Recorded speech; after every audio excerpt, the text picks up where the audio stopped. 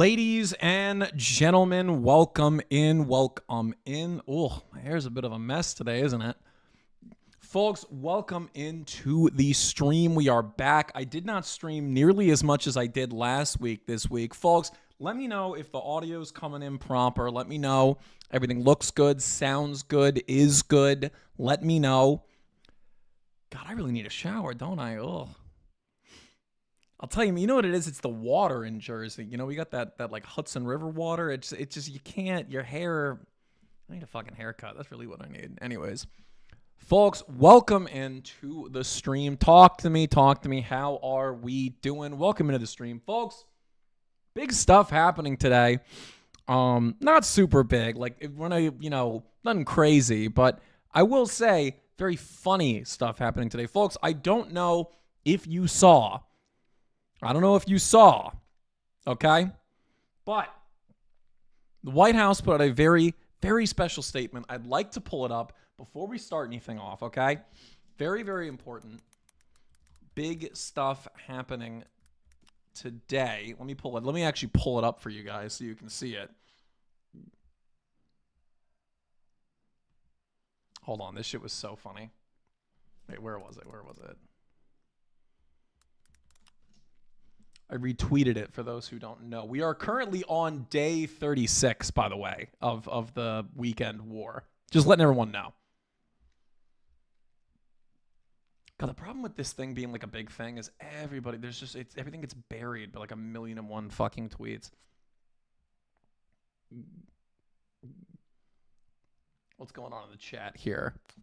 I saw Asmongold like reacted to one of my clips. He didn't like shout out my name or nothing like that, but much love to him. I do think I've got some stuff to say about Asmongold recently. If you follow my Twitter, you know exactly what I'm talking about. And I'm glad you brought that up. But where was it? God, I tweet way too much. Folks, feel free to follow me on Twitter. As you can see down here, right next to my little anime girl here, we got Vrillium Live. You want to follow me on Twitter. I tweet way too much. I'd like to apologize in advance. But where was it? Hold on. Did they pull it into did they get rid of it? Honestly, with the way this administration is going, I would not be surprised. Would not be surprised if they just like pulled it into the fucking void. No shot. Hold on. Did they seriously? I mean, I was trying to do like this whole bit when I opened this up, you know, and then it's fucking, yeah, I guess they pulled it. That's so annoying. I was going to do a whole bit. Folks, Donald Trump on Truth Social declared that we are officially, oh, thank you, bro. Thank you for becoming a member. God bless you. Welcome. Vrilliumite Chud, welcome to the team. But yeah, basically, fucking Donald Trump just announced that we are officially at war with Iran. You heard it here, folks. We are officially at war. The past, 30 days, I don't know. We were hanging out in the Strait of Hormuz. We were hanging out, getting some chai, risen up some Persian baddies. It was just whatever. Okay, we were just hanging out. It was whatever. But now we are officially at war. So all that stuff, that wasn't war. That was whatever, okay? Now we are at war. So actually, by the way, we already won the war. We won the war, but now the war's declared. So we won the war, but now we've declared the war. Goy. Dog. This shit never ends. With the fucking White House, bro. It never ends. It never ends with the White House. And so I've spoken about this probably on every single stream so far, which is what the fuck is going on here? Why is it one day we're winning the war, the next day we're losing the war, now we're just declaring the war? Like what the fuck is going on? And we talked about this before, that basically this war is an economic war. That's one of the big aspects of it. So this war is on several fronts. And really, I'd argue the most important front is the economic front. And obviously the actual warfare front is going to be difficult. It's going to get people killed. But the most important, at least in the government's eyes or in Trump's eyes, is the economic impact of the war. Because it is an economic war. Okay, it is. And so basically they're trying to psych the markets by doing this will they, won't they, playing up the front end of it because they know how unpopular it is, how expensive it's going to be, and how ridiculously long it's going to take. We are entering another Iraq war. And I've said this several times already, but nevertheless, people persistently believe what this idiot says. Like people still think that Donald Trump is on the side of really anybody but Israel. Like they think he's on the side of literally anybody else in the world other than Israel and its donors and that entire, class and cast of people. I mean, listen, we all know what I mean, okay? We all know what I mean. Now, no, but it's not a resource war. I'm seeing the chat here. It's not a resource war. I mean, okay, is there a resource aspect to it? Yes, of course. There is with all wars, but it's not a resource war. What do I mean by that? So a resource war is one that is basically based around the extraction or extraction rights or the retention of a resource, okay? That's a resource war. We haven't had those yet. Let me make it clear. Like, the perception or notion that we have, that's bullshit. We haven't. All of the wars of the Middle East have not been resource wars, okay? That is a line that the pro-Israel left, who claims itself to be anti-war, that wears this skin suit of being anti-war, that's what they tell you. Like the Bill Maher's of the world, that's what they tell you. Is that, oh, well, Iraq was about oil and yada, yada, yada. Iran's about oil, uranium, or whatever, okay? It's the unobtainium, it's fucking Avatar, okay? It's whatever, all right? That's what they say to you. That, just like everything on the right side, is bullshit. It's not true because there's one reason, one singular reason for the war. Ben Shapiro told me this conflict would be over fast and that it was totally necessary for peace/stability. Oh my goodness. Love that. Love that. Yeah, exactly. But exactly, that's what Ben Shapiro is selling. And so the right side is selling, no, this is about freedom and democracy and stability and yada, yada, yada. And the left is going, no, it's about resources. And they've been doing this for every single Middle Eastern war. But let's be fucking clear. This, like every other Middle Eastern war of the last 50 years, there is one reason. One.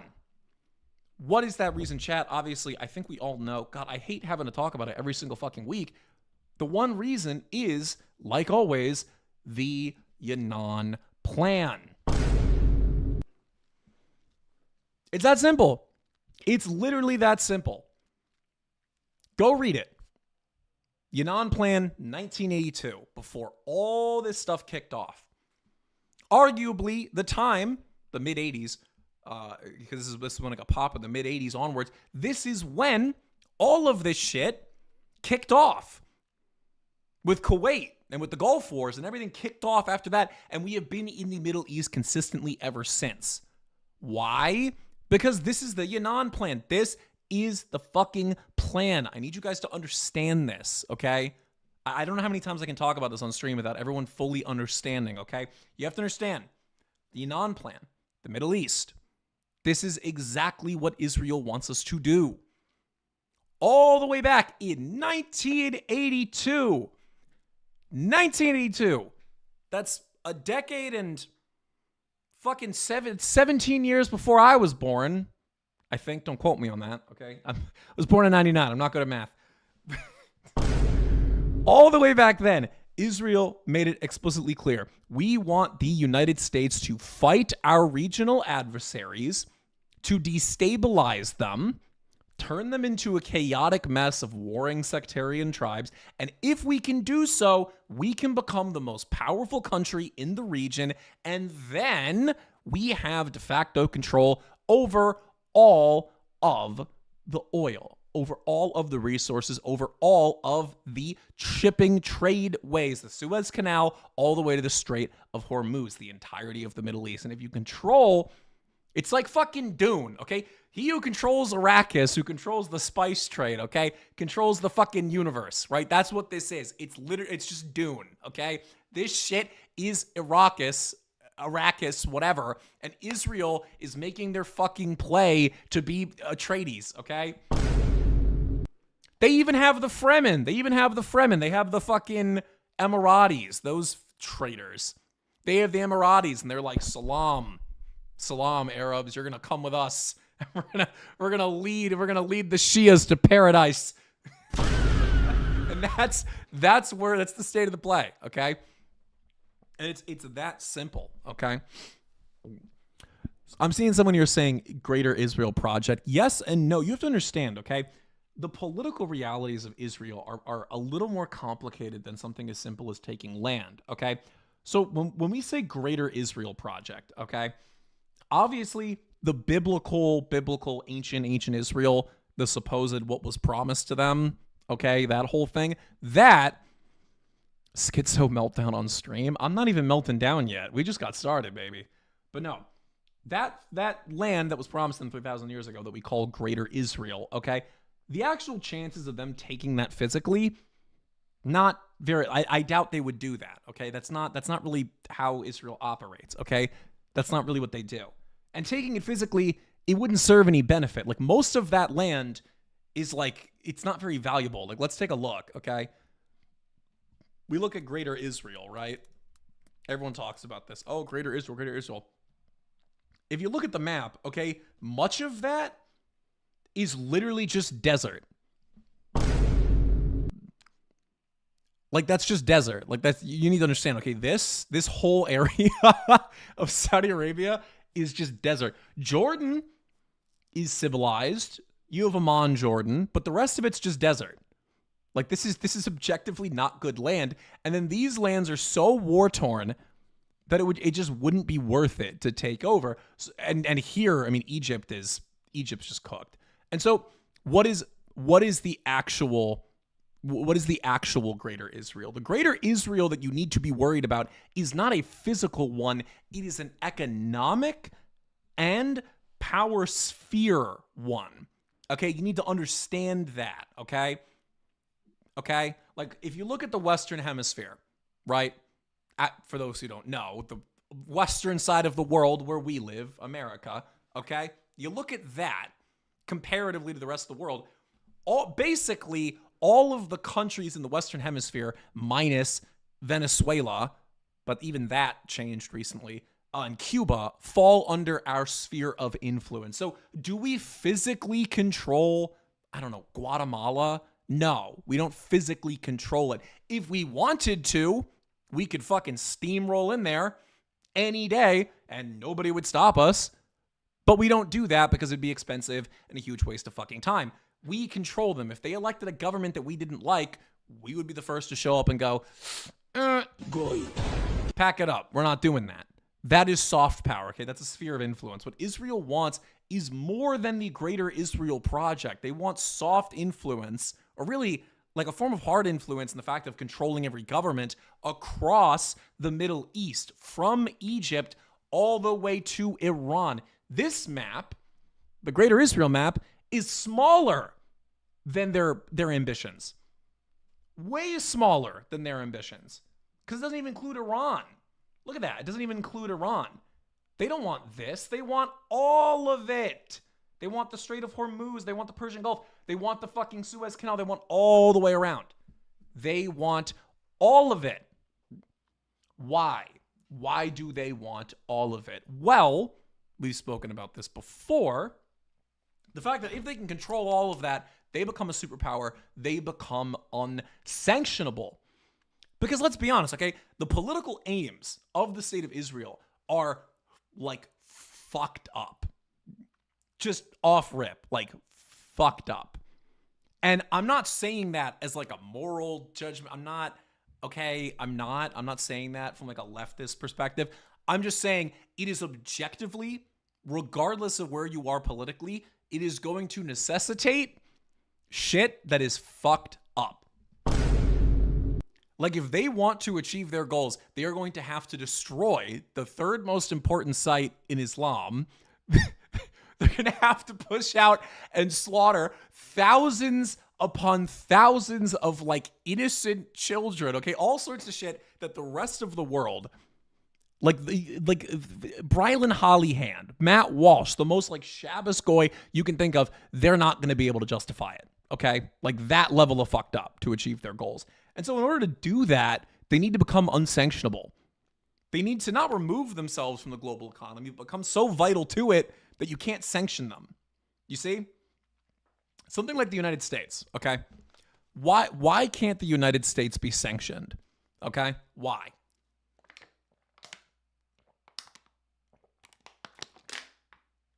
Oh, sorry, I'm already yapping. Why can't the United States be sanctioned? It's too fucking big.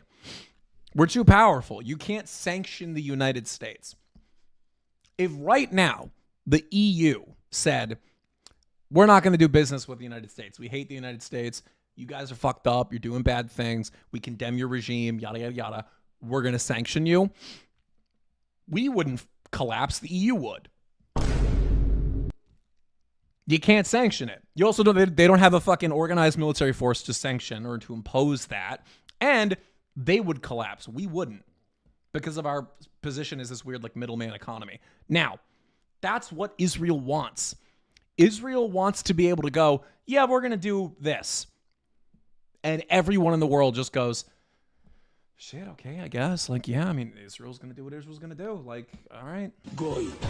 Like, what can we do, you know? That's how it is at the U.S. Like, the most of the world did not like that we went into Venezuela and did all of that. But what the fuck are they going to, what are they going to do?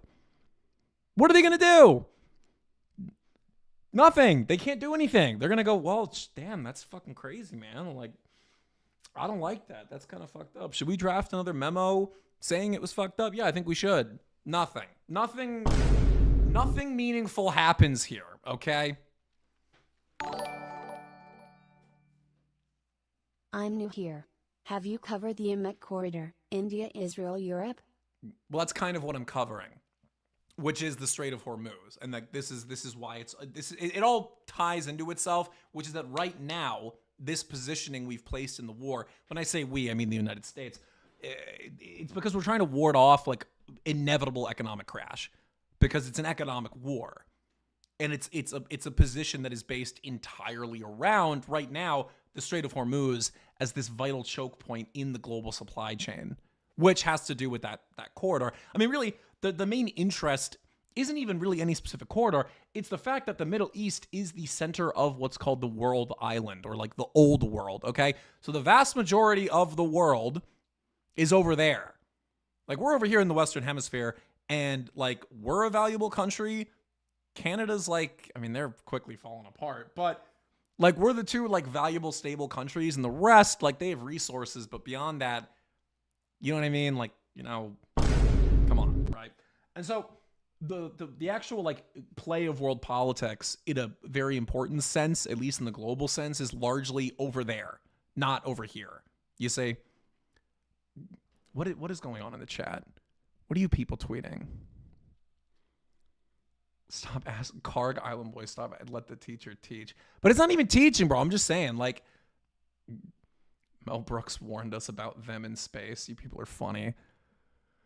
But folks, that is basically the state of the play as we are. Ben Shapiro is president on, dude. He wouldn't want to be president, though, because this isn't his country. Like, you have to understand that, okay? He wouldn't want to be president of the United States because he doesn't see the U.S. as his country. Damn, thank you. Asunta Medani, thank you for your super chat. No message. You could have included a message if you'd like, but thank you for the super chat. I appreciate that. You're also a member. I appreciate that. But let me 1 second. I'm going to turn the AC on in here. Let me 1 second. You know what I'm going to do? I'm going to play you guys a clip while I do that to lead into my next big segment here. Where was that? It was the Asmongold, or the John Doyle clip. Where was that? This fucking guy.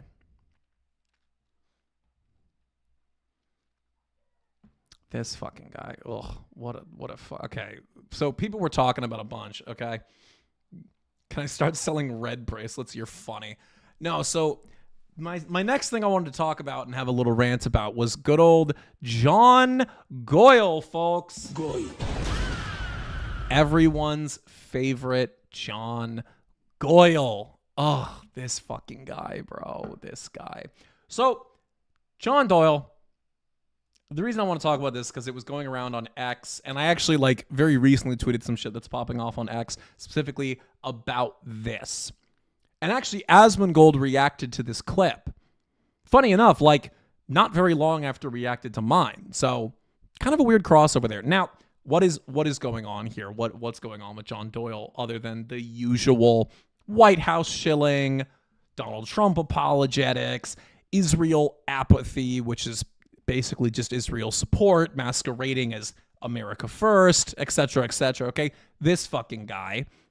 Now he's claiming, and let's be honest here, he is so subtweeting all of us, all the America first type people. He made this big statement where he came out and said, oh, well, most of these influencers, they're performative. They don't believe what they believe, yada, yada, yada. Oh, I did, blah, blah, blah. And it's like, bro, okay, number one, you fumbled the Groyper bag, and that's why you're at Blaze. What do you want me to tell you? What do you want me to say? You fumbled. You were cool with Fuentes. You could have rode that. If you're at Blaze, you're clearly doing shit for money. Okay, you're let's be honest. You're strapped for cash. You're not exactly at Blaze, okay? Because you're really interested in their high integrity journalism. You're at Blaze because you're strapped for cash and production value. So, you could have rode that train and just been on the right side of history. You could have, but you didn't. You got off the train at the last moment. You sold Bitcoin at $13, and now you're here mad that it's worth, however much Bitcoin's worth, because it's mooned. And so you're here in the same pit as fucking Captive Dreamer, Patrick Casey, all these idiots, holding the empty bag. And everybody else is giving Doyle the same shit, but I'm not going to. Because there's no fucking point, okay? There's no point. Everyone's going, oh, what about this one time in 2019 you said this? No, I don't do that. I don't do that. Because tomorrow's a new day. I don't do that, okay? Let's talk about what's happening right fucking now. Bro, I have been in this game for less than a year, and I am view-mogging this motherfucker to death. To death. Look at this. This guy has been in this racket for a decade. Most of his adult life. He is at Blaze, a company that is funded by foreign actors and other interests to the tune of fucking millions, if not billions of dollars every single year. And the motherfucker can't break 4.8 thousand views in 17 hours. Meanwhile, here's Vrillium. Here's Will Sexton, a guy with a scandal every other fucking day, posting from his basement. You see this shit? I live in a basement in New Jersey. I'm one guy. You have a whole production team. I'm one fucking man. And I'm view-mogging you to death, bro. To death. What are we talking about? Bro? What are we talking about? Bro wants to come out and say, oh, well, this guy, all these right-wing people, oh, they're grifters, they're fake. Brother, then what are you? What? I don't know, actually. What are you doing, bro? What are you doing? Blaze TV? What is this shit? Who really benefits from the war in Iran? Yeah, God, I wonder what you had to say there.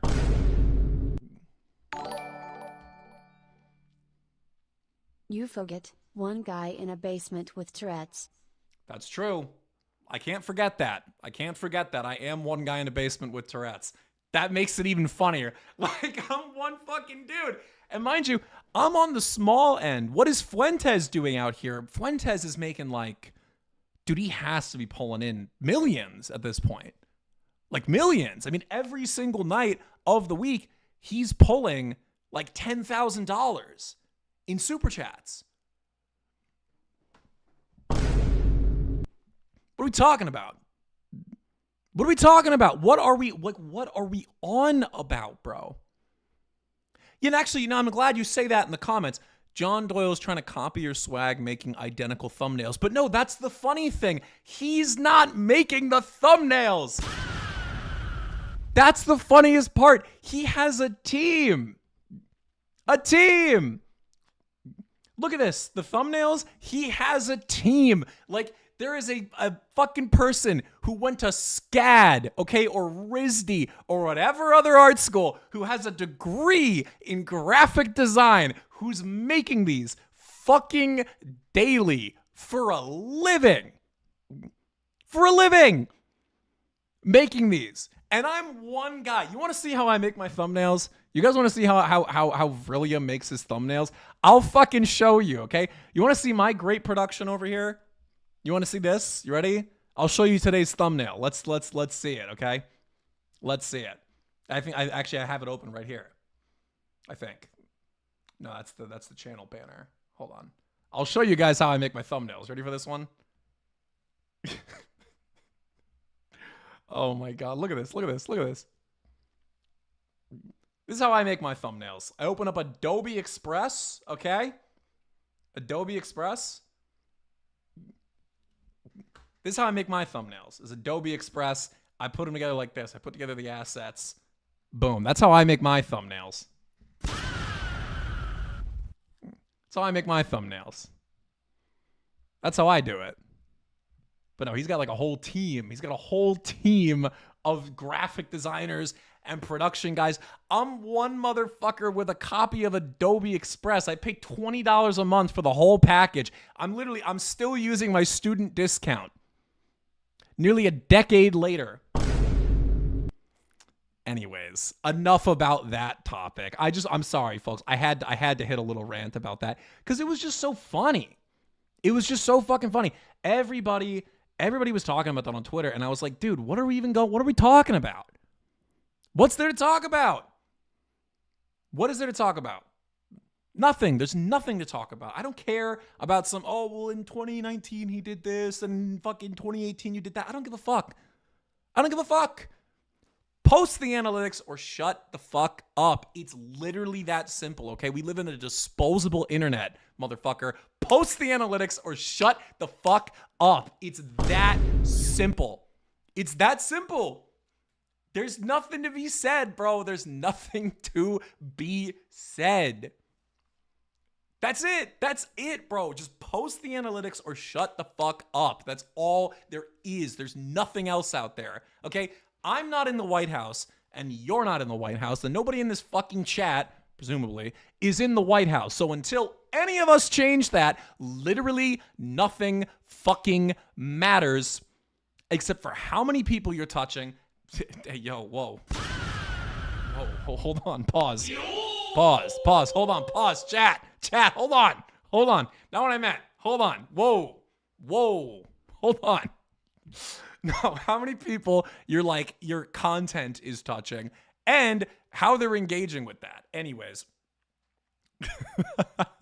Folks, okay, I'm going to grab my fucking AC remote, but in the meantime, where was the clip I wanted to pull up that we're going to watch? Oh yeah, I wanted to react to a Doyle video. That's what I wanted to do because I wanted to revel in my victory even more.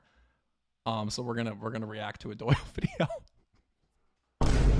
Because why not? It'd be fun. Let's do it. Let's do it. Oh my God, bro. Okay, so that's what we're gonna do. So I'm gonna play the first part of the who really benefits from. Oh, this is gonna be good. This is gonna be good. What is going on in my chat here? What are you people talking about?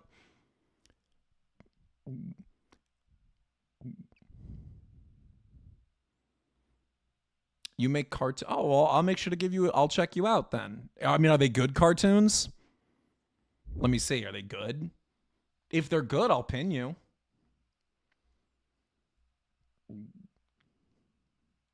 I mean, it's difficult, you know. Hey, you could do yeah, okay, you could post more and you could have better thumbnails, but okay, anyways. What's going on here? Fucking let me just check everything here. Tell him William sent me. Yeah. You guys are funny. Okay, we're gonna play the Doyle clip here for all you people while I go get my thing changed. Okay. Let me know if you guys can hear it.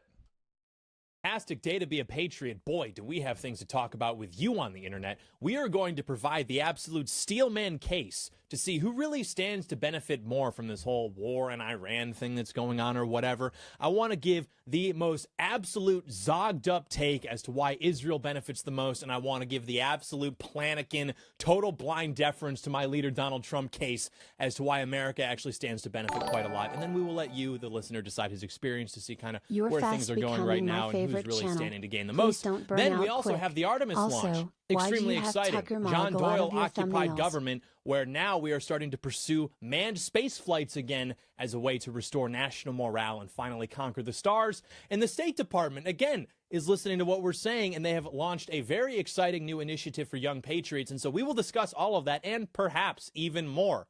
Can you believe it? We'll find out. Stay tuned.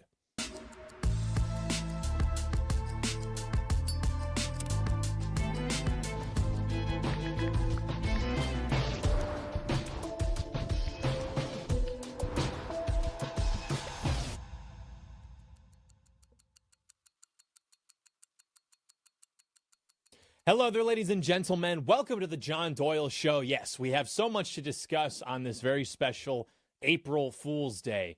Producer Blake tried to advance an idea where instead of the intro that you just saw or listened to, we would instead bring back the old Hawk intro, like the HOC intro, you know.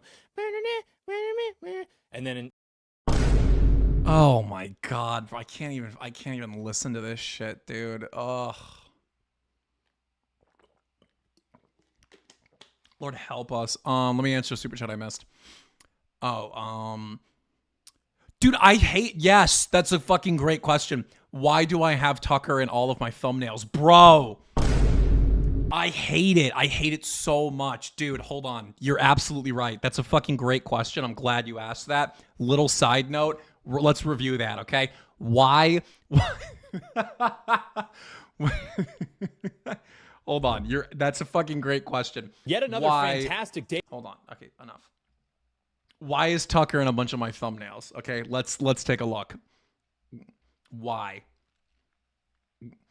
Because for some reason the YouTube algorithm AI, it just insists that he be in there in some capacity. Look at my most popular videos. Tucker. Specifically, this one image of Tucker. This one image. Tucker. That one didn't have Tucker. Tucker. Every single one insists that Tucker Carlson be in the fucking thumbnail. I don't know why. And by the way, let me note, for those who don't know, you know, I'm gonna give you guys a little inside baseball. You guys want some inside baseball? I'll show you guys how it works. So if you go into the YouTube studio, okay, where you post your videos and shit, you can A/B test. What does that mean? It means you can put in 3 thumbnails and it tests which one does the best. So right now on one of mine, I'll show you guys here. Hold on, let me see if I can actually pull it up with the 3. Hold on. Oh, I don't want you guys seeing all the secrets here, but I can show you guys. The details. Okay, here we go. I can show you this. Yeah, I can show you this. Okay. So right here, it lets you test the names and the thumbnails, okay? Names and thumbnails. Every single time I make different titles, different whatever, okay? Every single time I make one with figures that are more relevant, like a fucking Netanyahu, Ben Shapiro, because this was about Zalman Shapiro, okay? Sorry to bother you again. Can I plug a Substack article I found informative? You know, you've been in the chat a bunch of times, so yes, you can. Yeah, you can plug that. I'll let you do that. Like, look at this. Like, I do one that's more relevant, and then I do one with Tucker. Because the algorithm loves Tucker Carlson. I don't know why. I genuinely don't know why. Chat, let me know. A lot of you are new to the channel, it seems like. Let me know, okay? Seriously. When you watched whatever video you watched of me first, whether it was the Chabad video, the Talmud video, the Kabbalah video, okay? All that. Did you click it thinking it was a Tucker Carlson video? And then you were like, oh, okay, I'll stick around because this is interesting. Like, why, like, what's going on here? Did you click it because you were like, oh, Tucker's up to something? Like, what happened here? Like, why does YouTube keep saying, put Tucker Carlson, bro?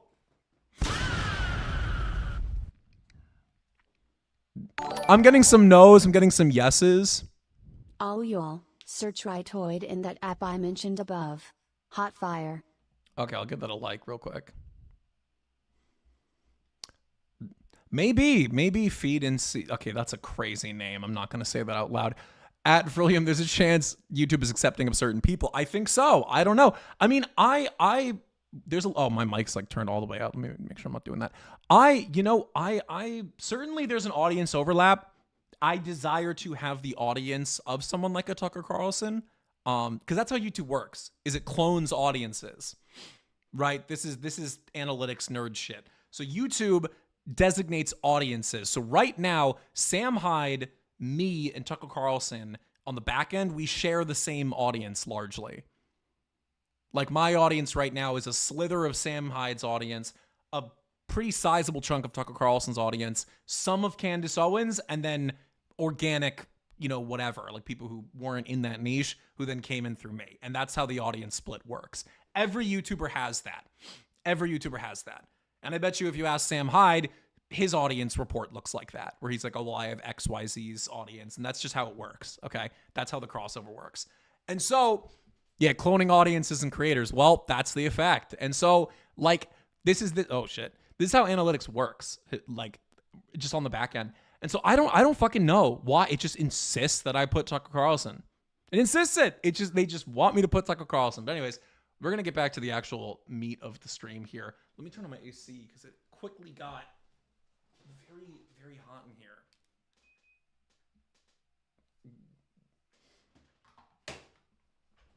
Okay. This is building, bro.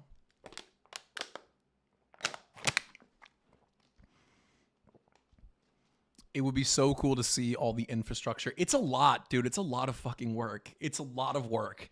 Like all these creators, they're like, no, I'm only in the game because of XYZ. No, that's not how it works these days. If you're going to be in this fucking game, you have to be not only in the game politically, you have to understand the technology. I hope everyone has a wonderful Easter. God bless you Thank and you. yours. Thank you. God bless you Sparkles too. emoji. I'm Orthodox. It is finished. Folded hands emoji. Thank you. I appreciate that. I'm Orthodox, so we haven't had Easter yet, but I appreciate the sentiment, and I'm fairly certain a good amount of my audience is Catholic, so thank you. God bless. Trump taking a hospital. What? Don't bullshit me. No shot. No shot.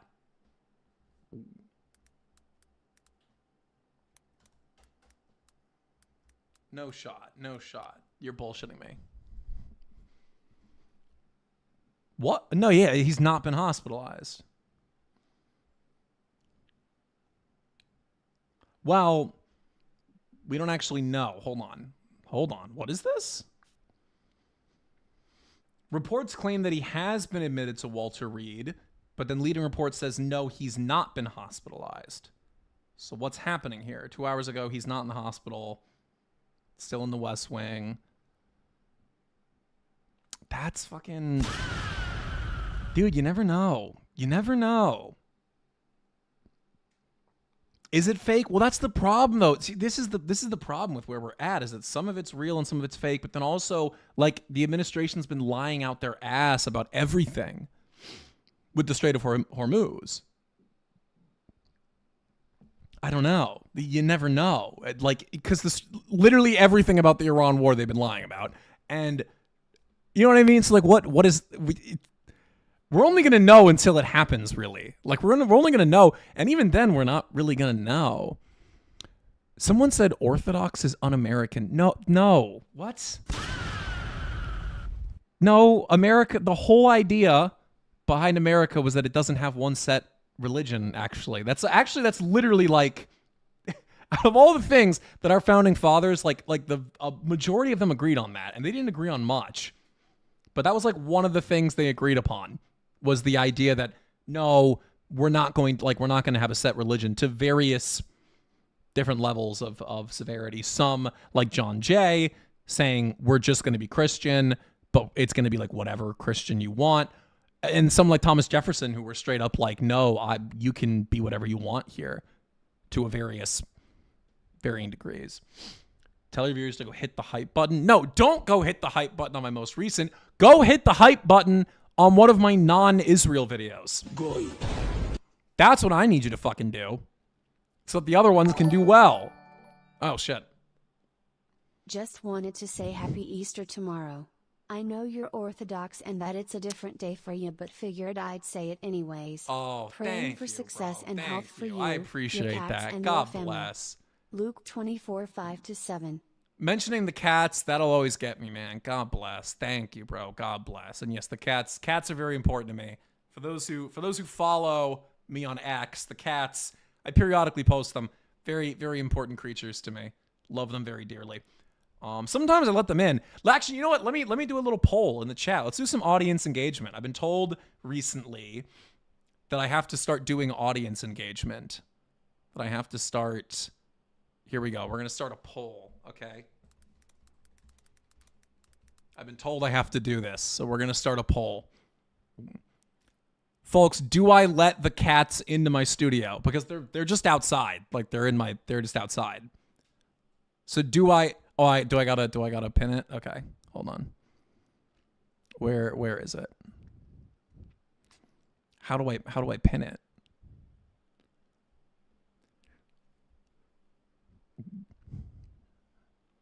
You gotta let me know, folks. Do I let the cats into the studio? Do we let that while we do this next part? Do we let the cats into the studio? This is a big deal. You liked I clicked it because I liked your... Dude, my hair's a mess. What are you talking about? My hair is actually like the third most thing people make fun of me for.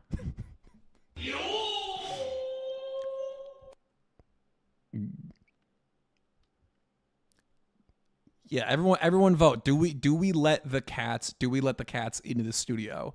There is a chance they might fuck some shit up. They have before. But do I open the door and let the cats into the studio? This is important. This is important stuff. Do we let the cats into the studio?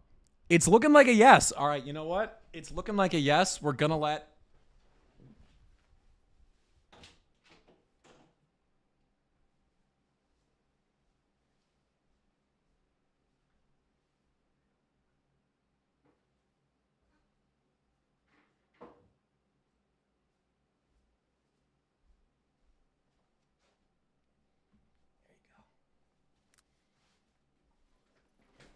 Nope, not on the computer. Not on the computer. Nope.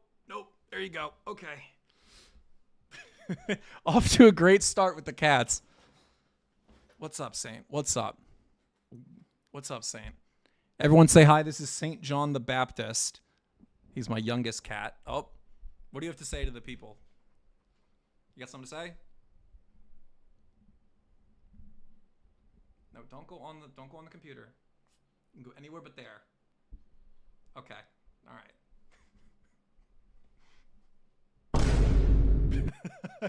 All right. You don't have some modesty, little man. What are we doing? Come on. Have some modesty. What's the matter with you? Okay. Here we go. All right, you want to hang out here with me? Okay, he can just hang out here. Okay.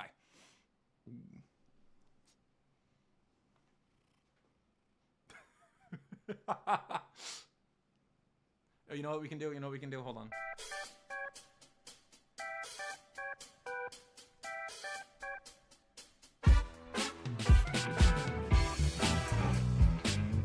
This is real content here, folks. I'm an educational YouTuber, by the way. Very serious political YouTuber.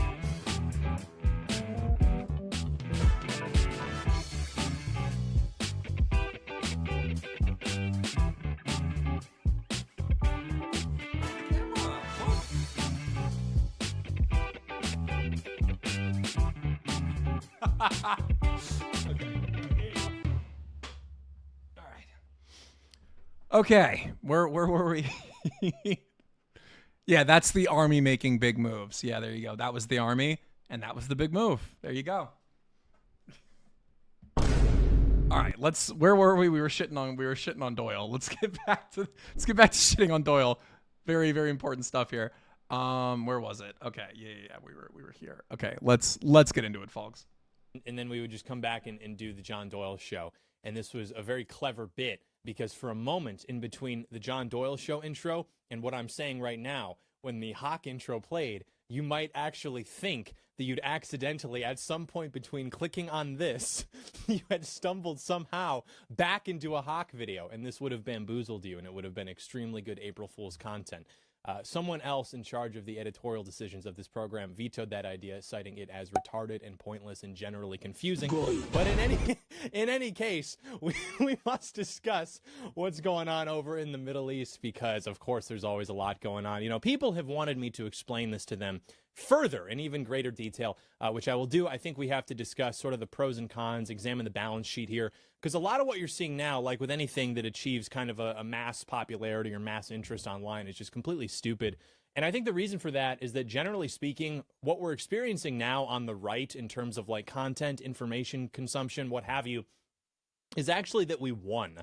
And that is why things have gotten so stupid. What I mean by that is, like, anything that's going to achieve a kind of mass popularity is going to inevitably deal with the tragedy of the commons, right? I mean, you know this if you've ever had a particular interest in a band or a movie or something, and then you like it and you realize it's great, and then everybody else finds out about it, and then they ruin it because it gets exposed to the masses and it's dirtier. It ruins it. I think that's kind of what we're experiencing now, where a lot of, you know, people who made it on the right wing as like pundits, talking heads, or whatever, now they've realized how they can actually escape the niche of online right-wing politics, which is, of course, by appealing to a mass audience, which, you know, no man has an audience. True, by the way. The only way that you can ever truly break out of your niche and achieve something like a mass audience is if you cater to the sort of preconceived dispositions of that audience. You're never going to be able to, you know, convince tens of millions of people by yourself of like some new position. Like, people sort of have these like baseline impulses and sentiments, and perhaps those have been propagandized into them, but nonetheless, that is what they retain.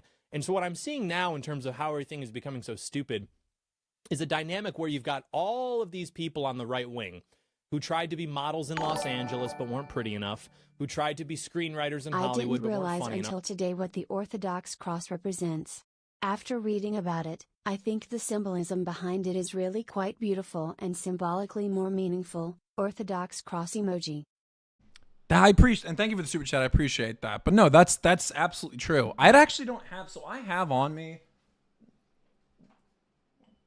You can kind of see it in here.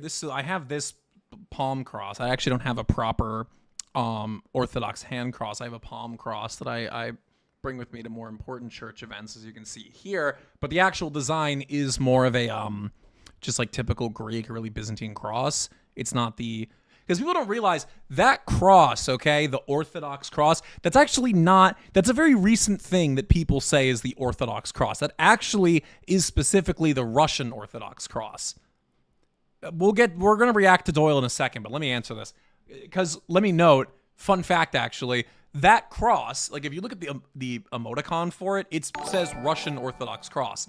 That is The peak of American right-wing politics is you give your mouth to old conservative men to make videos for absolutely no one. Hey, yo. That's crazy. I'm going to tweet that later. But no, so actually the Orthodox cross that you're thinking of, okay? So that the 3-bar cross or the Thebes cross, whatever you want to call it, okay? That's technically the Russian Orthodox cross. So actually I'll show you. Okay, no, I don't need the church. I know where the churches are. I need the cross. Okay, so that actual design right here, okay, that's just the Russian church. But it's the one that they made an emoji. And it's very distinct. It's very, distinct. And so a lot of people started using it just to mean general Eastern Orthodoxy, just to mean even just general Orthodoxy, even the Oriental Orthodox. And so just through that, it's become the de facto Orthodox cross. That's what, so actually, the Greek Orthodox Church, actually, that's not even their cross. The Greek Orthodox cross is technically, yeah, it's like this, or it's literally a square. Yeah, it's like this. That's technically the Greek Orthodox cross. But you see how that's not, they don't have an emoji for that? And it's not really, it doesn't really make itself very distinguished. Meanwhile, this makes itself, very meaningfully distinguished, okay? So you see it and you're like, wow, what is that, And so I think that's kind of why it's just become the de facto symbol of Orthodoxy. So, actually here, I think actually I have it on here. So I bought this at a convent. It's a little folding icon of one of the myrrh bearers here. And as you can see here, very beautiful little folding. I have two folding icons, right? So they fold like that. And actually, if you look at it, on the back is I actually don't know what monastery. This is not the place I bought it at, but there's a little Russian monarchy. This is from an actual Russian convent. I can say where it's from because I don't live near there anymore. So it's from a place called Novo Devivo. Devio. It's a Russian convent in Spring Valley, New York. Very cool place. If you ever get the chance to visit, go visit. They accept tourists. It's very cool. It's actually the only Orthodox cemetery in this general, region of the metropolitan area. So really, really beautiful, really cool. And they have a little shop there where the nuns make and sell stuff. And I don't think they made this. I think they probably shipped it in. They do a lot of imports. And so this is one of the things that they were selling here. And as you can see on the front of it, as you can see right there, it has the Russian cross. You see that on Russian stuff, mostly on Slavonic stuff. You actually don't see it on a lot of traditional Greek and whatever other stuff. Fun fact. But let me put this right over here. Okay. There you go. I have that in the set. Like to keep everything good to go there. Put that up here. There you go. Okay. Anyways, what is going on in the chat? What are you people yelling about?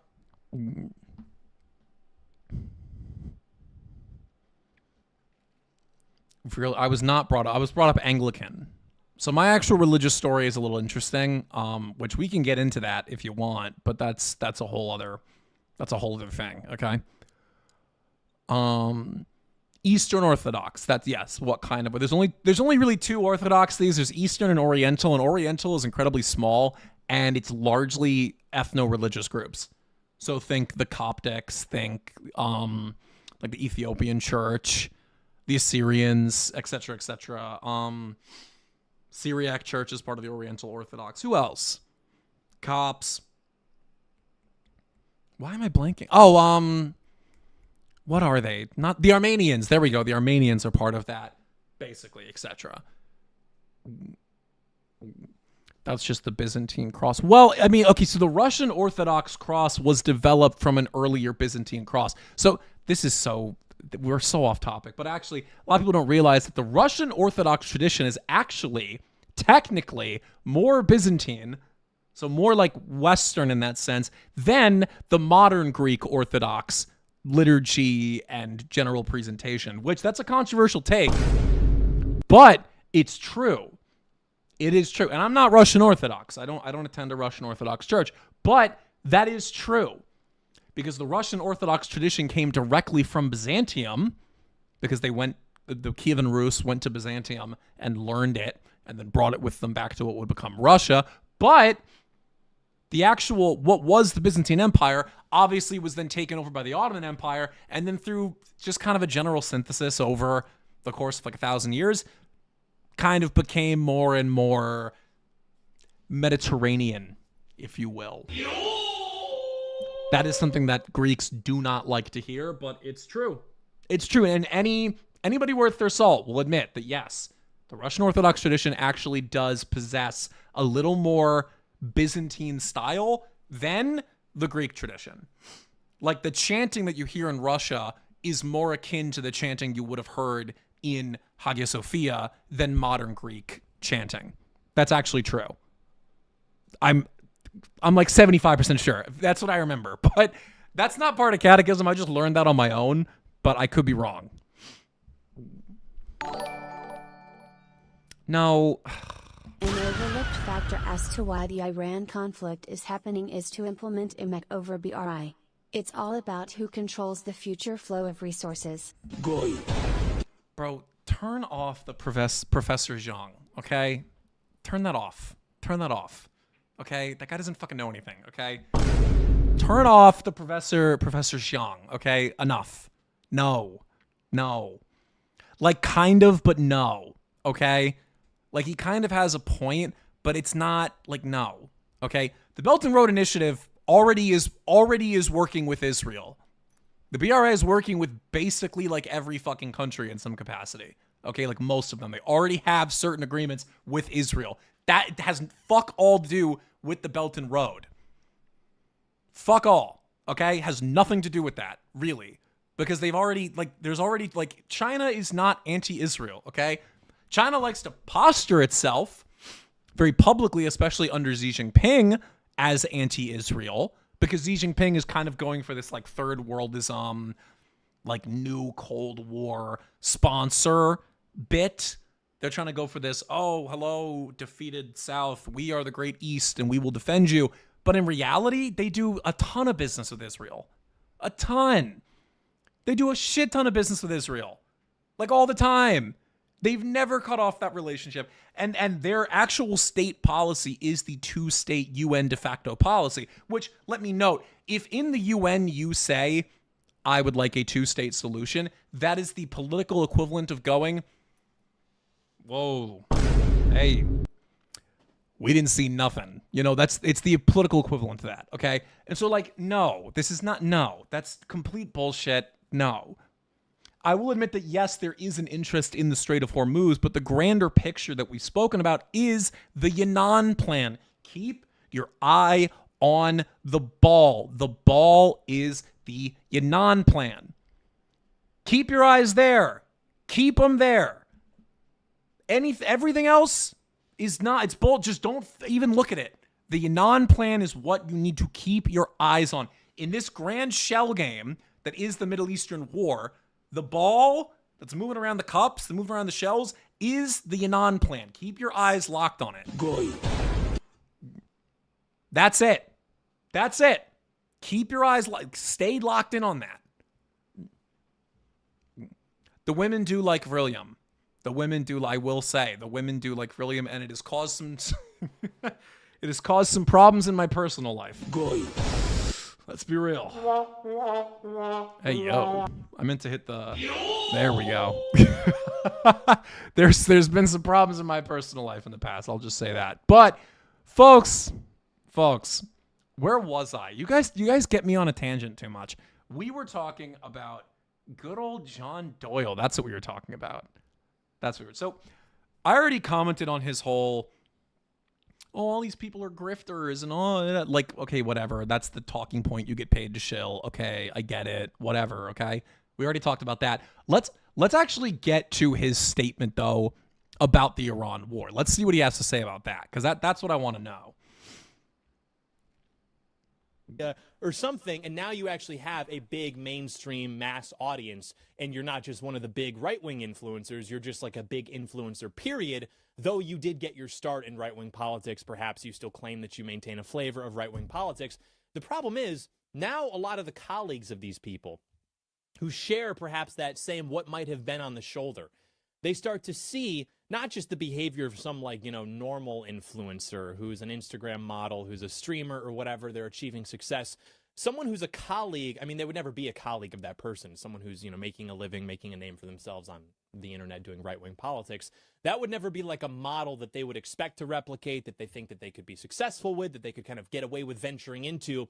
What I see now, however, is you've got a few people sort of leading this charge who are realizing that they can expand their audience beyond just like niche right-wing internet politics by appealing to those normie sensibilities, anti-elitism, anti-Western civilization, anti-war, all of this stuff, which is basically to say, hey, everything that like America, Europe, all of that is like bad, and we are the freaking people united against this. That is like what all of that means. That is how these audience people are like experiencing that.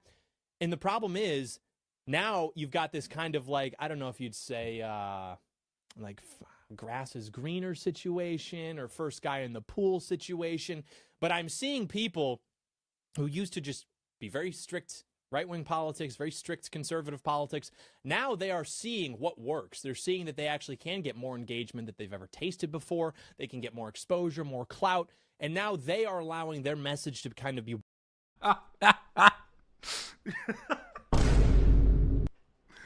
Folks, you heard it here first. Folks, that's what it is. The reason he's at Blaze and the reason why he's performing so terribly is because he's not willing to compromise his integrity. You heard it here first, folks. That's what it is. He's not willing to compromise. So people like me, people like a Fuentes, more aptly, a bigger, more, relevant version of what he's talking about, they've compromised their integrity. They've compromised their integrity. But Doyle here, who has a show on Blaze TV,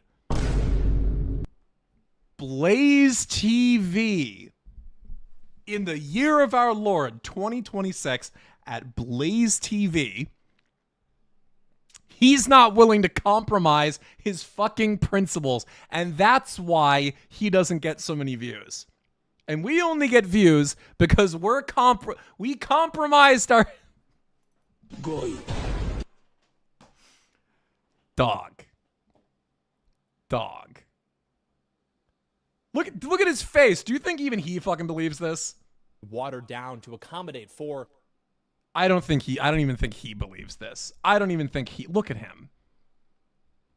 Those masses who, absent that delusion... Look, he's not looking at the camera because he doesn't believe this shit. He doesn't believe this shit. He does not believe this shit. In the back of his head, he's thinking, man, I really shouldn't have burnt that bridge. Oh, man, I really shouldn't have. Oh, man, I really should have stayed on the anti-Israel train. Like, look at this guy. Are you kidding me? But no, that's the reason. No. He's not compromising his integrity. Him working at Blaze TV. Like, for those, maybe some of you don't even know what Blaze TV is. Okay, Blaze TV is home to other great programs. You know what? Let's take a look, actually. You know what? For those who don't know, maybe you're new to this stuff. Let's take a look at Blaze TV. What is Blaze TV? So he is saying that independent people who are being critical of Israel, et cetera, even people like Tucker Carlson, that we're compromising our integrity to get views. That's what he's claiming, right? Because somehow not shilling Israel is, I don't know. But he has the integrity. He's kept his integrity. So let's take a look at Blaze TV. What is Blaze TV? For those who don't know, well, it's a network. It's a network owned by Glenn Beck, correct? Let me make sure I'm correct about that. Let me double check. Sometimes I forget my lore, okay? Yeah, it's Glenn Beck. Okay, it's owned by Glenn Beck. Let's take a look. What is Blaze TV? What do they do? Who's on Blaze TV? It's a network. Who's on it? Let's find out. Let's take a look. Wow, 2.2 million subscribers. Hey, that's pretty big. Okay, let's take a look. Who's on Blaze? Let's see. All right, so we've got... What's going on here? What do we have? We have Glenn Beck, obviously, which, I mean, come on. All right, That's a little crazy. Okay, we've got, what is this? What show is this? What is this? I think marriage has legalized slavery. Who is this? Jason Whitlock? Who is this? You do? Yes, I do. Say more, because Oh, if so I'm this is just thinking him about reacting slavery, to what would you say to something. that? Leslie Jones here, speaking against marriage, analogizing it to slavery. There's nothing we as black people will not say for attention. Riveting stuff. Riveting stuff. I mean, this is riveting stuff right here. This is pressing journalism. What else do we got? What else do we got going on? Who's this? Look, they got everybody. They have a black person. They have Doyle. They have Glenn Beck. Oh, they have a woman. Let's see. Who's the woman? Let's see the woman. Oh, here we go. Okay, they have a woman on there. They have a woman on their thing. That's a big one. You have to have the archetypes, okay? What do you have to have? You have to have American Shabbos goy white guy. Goy. Black guy. Historic figure, like, establishment figure, Glenn Beck. A Jewish guy, who I'm going to assume they have, and a woman.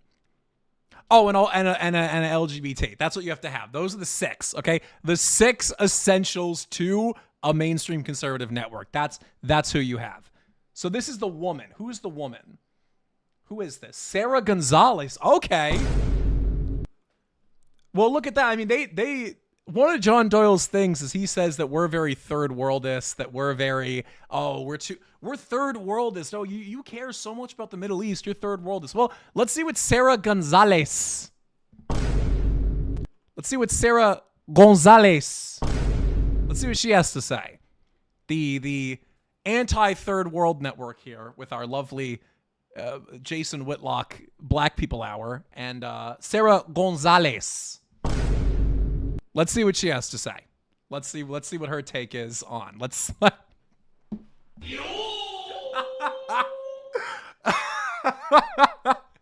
take a look at what Sarah has to say, okay? Unfiltered. A protester holding an 8647 sign. They think they're the good guys. Watch. Well, I'm just waiting for the big... Friendly reminder, Glenn Beck, Blaze TV owner, tried to renounce his American citizenship so that he could get Israeli citizenship in 2024. Is that true? Is that true, chat? Is that real? I'd believe it. He's not one of them, though. But maybe he converted. I don't know. That's crazy. Oh, someone says, in your last video, you said, I know Fairuz is Orthodox. I was saying she's ethnically a Maronite. So Maronite is Catholic, obviously, but it's also an ethnicity. So she's half Maronite. She's half ethnically Maronite, half ethnically Assyrian, like her ethnicity. Well, who's this A-logger in my chat, bro? Let's take a little 24-hour break for you. Anyways. He said that on air? Did he? Is he? Wait, is Glenn Beck Mormon? Bro, if he's Mormon, you gotta talk to him for me. I need you to, I don't know where you guys meet up for service. I don't know nothing about that. I need you to reach out to him and get that one sorted, because what are we doing? But this is our high integrity media, folks. Our high integrity media at Blaze TV. Let's take a look. Sarah Gonzalez, okay? He insists that we are the third worldists, that we're brown coded. That's what he says. But let's see what Sarah Gonzalez has to say, okay? Let's see what she has to say. Beautiful obituary. And I think a lot of people are waiting for that too. When do you think that'll happen? Sooner than later.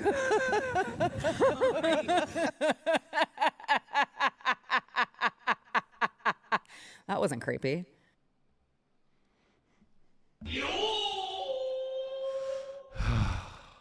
Man. It's like sad, you know? It's just sad. Like, you ever like, I don't know if anyone here has ever had family in a hospital or maybe in a retirement home themselves, you know?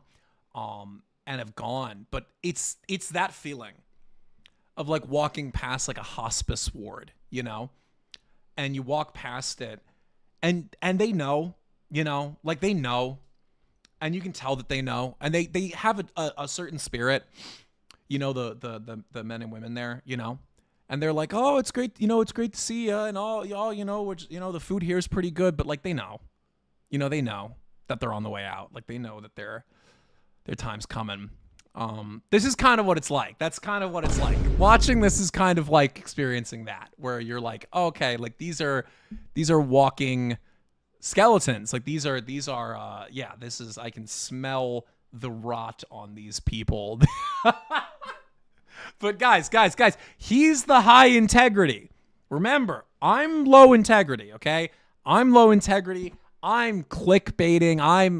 I've compromised my integrity. And I mean, listen, if he has to go down with the ship, at least he's doing it with integrity, right? Let's go back to the channel. What else is on Blaze TV? I mean, like we said, high integrity, that's Doyle's thing. Is he's saying high integrity, I'm going to be high integrity here. What's going on here? What's happening? God, they post a lot. They're posting like multiple times a day. That's crazy. My God, that is crazy, dude. Okay, where was it? Does he not post a lot on it? Hold on. You know exactly who I'm looking for. You know who I'm looking for. You guys know fucking exactly what I am looking for. Do I gotta look him up myself? You know, if you guys are gonna hide him, I'll look him up myself. Come on, I know. I know where you people are.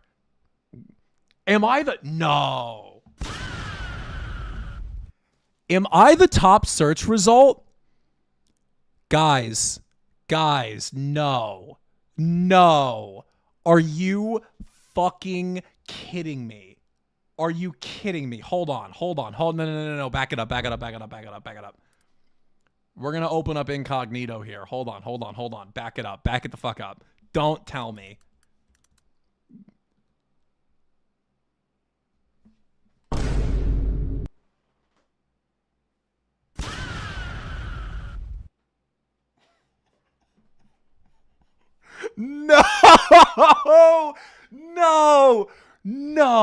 No fucking way. No fucking way. Are you kidding me? When you look up Shabbos Kestenbaum's name, my video shitting on him is the first fucking result.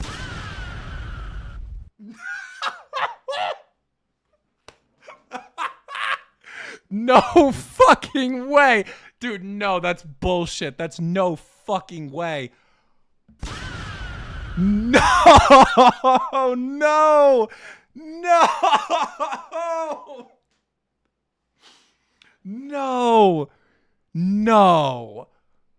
Dude, you're lying.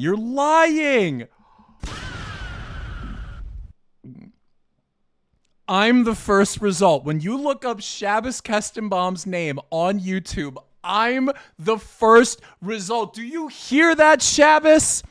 Do you hear that, Yingala? Come get your fucking SEO back, bitch.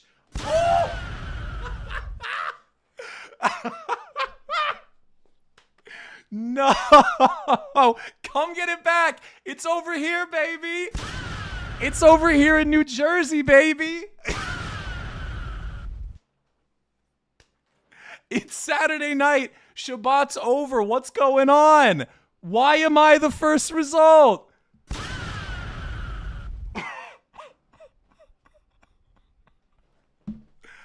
No, dude, no.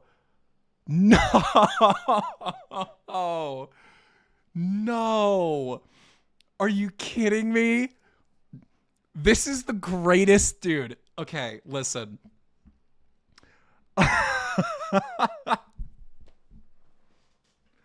This is like the best moment of my week. I'll be honest, I worked really hard this week. I had like a particularly stressful week this week, just working, making videos and shit. This made up for it completely. This made my week. I had a pretty stressful week this week.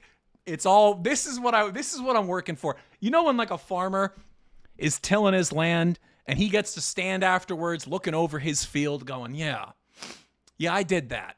This is my version of that. I work all fucking week. I'm making clips. I'm making thumbnails. I'm doing I'm affiliate sales. This is what I do it for. This is what I do it for. I do it so that when you look up Shabbos Kestenbaum's name, I'm the first result, bitch. I have to, hold on. How do I need to take a screenshot of this. That's so funny. Guys, we're tweeting this.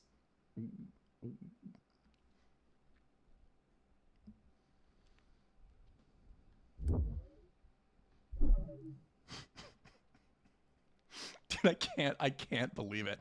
I can't believe it. That is crazy.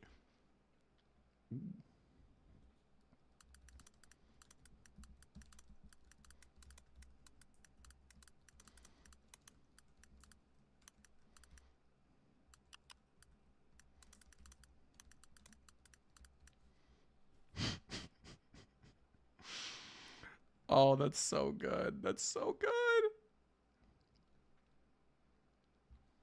Yo, everyone go boost that. Everyone go boost that. Go hop on Twitter. I'll put in the chat. Everyone go boost that real quick. Go boost that.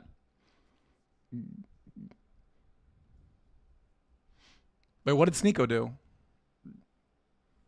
You said Sneeko L? What did he do? Oh, that's funny. That's funny. That's all right, guy. You can't hate. That's fucking funny. That's funny. Like, okay, you know what? That's actually a great thing to comment on because we're kind of bouncing all over the place. That's kind of how the Vrillium stream works, okay? For those who haven't joined before, I'm a little all over the place. What is going on here? Okay, my shit's glitching out. Whatever. So, I will admit, okay, has Sneeko been responsible for some coal lately?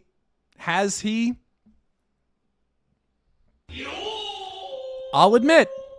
I'm the first to admit. Okay, some of it, yeah, it was a little coalish. I'm not going to hate. Listen, we all post coal from time to time, okay? It is what it is. Okay? Not everyone is like Twitter's one of those things where the average person's not going to be very good at it, okay? And I'm part of that. I tweet coal all the time. Some would even say that I'm a coal mine myself, okay? So I can relate to that. But I think the reaction is a little too much. I think the reaction's too much. It's like, dog, it's not that deep. Like, people are like going like, oh my God, he's betrayed everyone. No, I think he's like, come on, guys. Like, come on. Like, first off, Sneeko never claimed to be an avowed white nationalist. Okay, he's Haitian. Like that's the first. It's the first thing. Okay, like this is not an avowed white nationalist. He's Haitian. He lives in Manhattan. He's a Muslim. And people are like, "Oh my God, how could he post such things?" I don't know, because he's a Haitian Muslim who lives in New York City. Did you think he was gonna tweet the 14 words? What did you think it was? Like, what do you mean he's Sneeko? What are you talking about? And people are like, "Oh my God, I can't believe it." And I definitely can. I definitely can believe that. But anyways, folks, be sure to juice that tweet. That's so fucking funny. Dude, there's no way.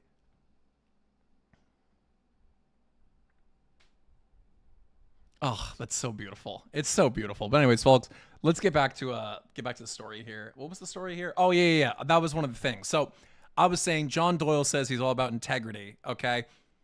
This is also who's on Blaze. Or no, he's not on Blaze. He's on Prager. Same shit, different day. Okay, he's on Prager. He's not on Blaze. Correct. I was wrong. You got me there. I was wrong. He's not on Blaze. He's on Prager, which is just another, a whole other thing. Oh my God, bro. TSA meltdown after. Oh my God, dude, this is so stupid. Ugh, look at this. Like, it's who's this? Oh, they got a man. Oh, look at that. They have man on the street now. Look at that. Look at it. Someone's getting hip at PragerU. Look at that. They're doing man on the street. All right. Look at you. Getting a little man on the street action going. That's always good for views. That's always good for views. Someone should tell Blaze. That's the move. Wait, is Shabbos on Blaze? No. He's on PragerU. He's probably appeared on Blaze TV. At some point. Has he? No, he is not. Also, wait, speaking of which, I have to text. Oh my God, I totally forgot. I have people I got to text. I know people who know Shabbos personally. I'm going to text them right now and tell them to send the image over.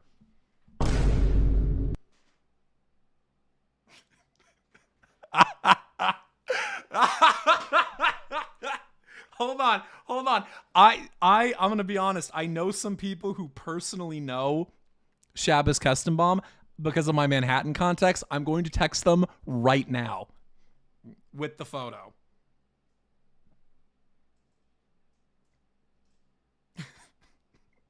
I'm texting him right now.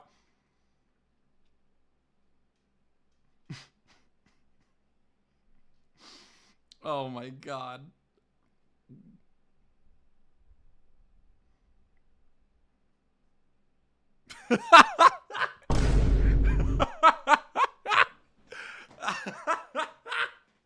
I just wrote, send this to your boy, and sent it. Dude. Oh. It's so Kino. It's beautiful. It's beautiful. It's so beautiful. You know? It's just one of those moments. Oh. I'm so happy this was on stream and all of you got to watch this.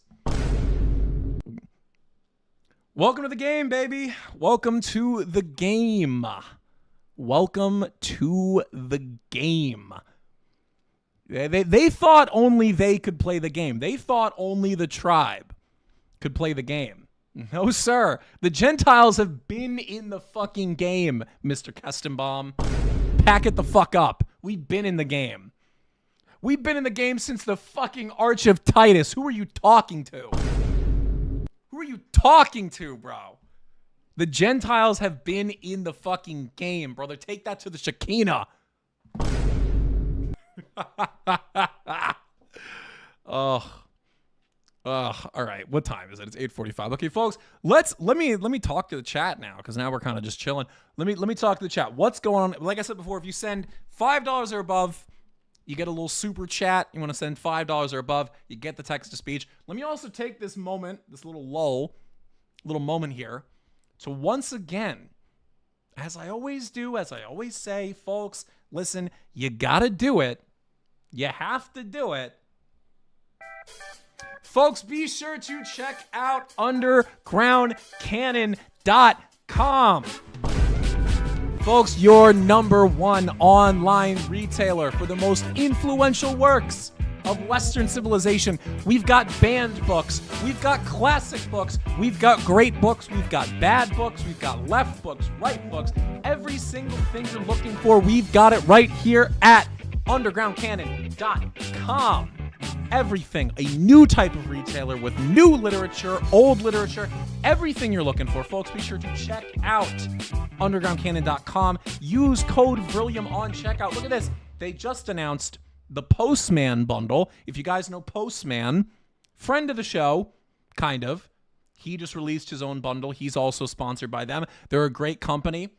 Look at this. They just got Siddhartha, and they got some great stuff. The Odyssey, the good translation of the Odyssey, not the lame one. They've got some great stuff. Meditations, they're great. All this stuff is great. Go check it out for yourself. They got great books, great stuff. All the books on my set they provided. If you know anything about my set, all the books I have, all the books are provided by them. I love them. They're great friends of mine.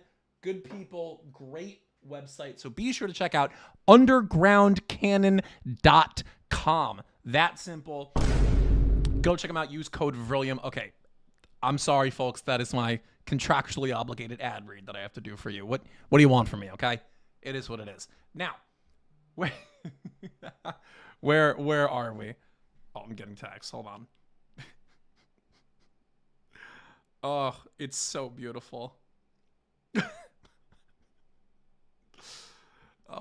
God, bro.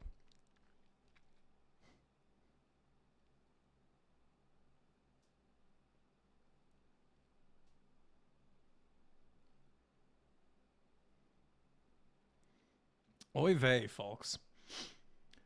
Oy vey. What's this man talking about? Shit's not live. I am live. Anyways. Okay. Now. Yeah, I don't think you can I don't think you can do that in the super chat. I don't think you can. If you send a super chat and then say something afterwards, I see it. I know super chats don't let you say super crazy things, you know.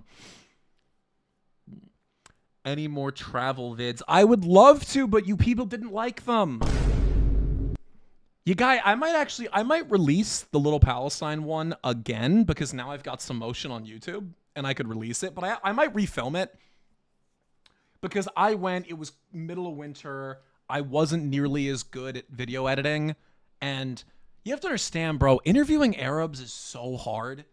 Like, it's so hard to do. Something to learn about the Arabs as a people. Great people. I love the Arabs, okay? They're great people. Very auspicious. Very, very auspicious people. Very suspicious people, okay? We're going to mind our business, you mind yours. They're very, why do you got a camera? What do you want? Why are you talking to me? They're very, we're over here, you're over there. Why are you talking to me? Like, they're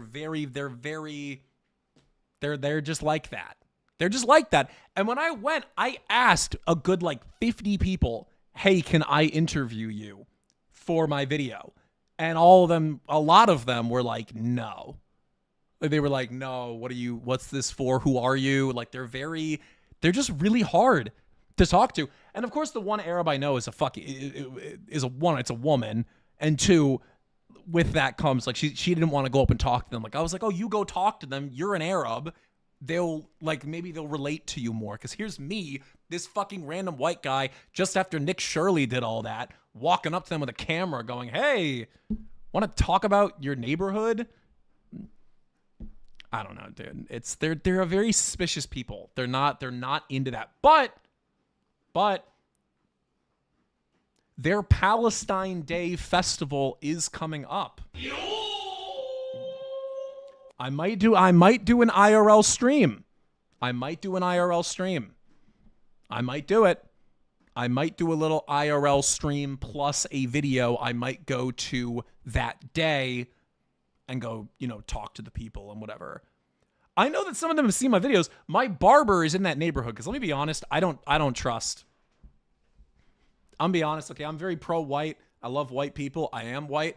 I do not trust a white man to cut my hair. Sorry. I'm sorry. Cancel me. You can go ahead and cancel me. I don't trust white people to cut my hair. I just don't. I don't. Okay? I don't. I'm the first to say it. I do not trust a white man to cut my hair, okay? Sue me. Sue me. What do you want me to say, okay? I don't. Okay? It is what it is. And so I get my hair cut in the Arab neighborhood because they can cut really good hair. I'm actually very much so overdue, as you can see. But if you ever see me on camera with a fresh haircut, I look great because the Arabs know what they're doing. They do. My barber, Muhammad, obviously, because that's obviously his name.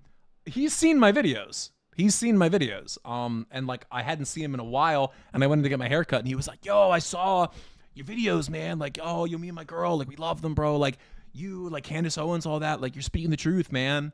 And it was super cool, and he gave me a haircut. But, so people have seen it, and maybe now they've even seen me more. So maybe by the time that festival comes around, who knows? Maybe some Vrilliamites will be there. Maybe some brown Vrilliamites will be there, and we can all link up. And we can be like, yo, what's going on? We can have a little meetup. Would you guys want that? A public meetup in Paterson, New Jersey?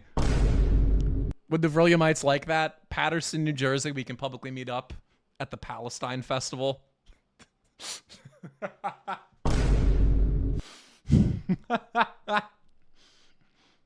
I'm literally watching you from Morocco. Brother,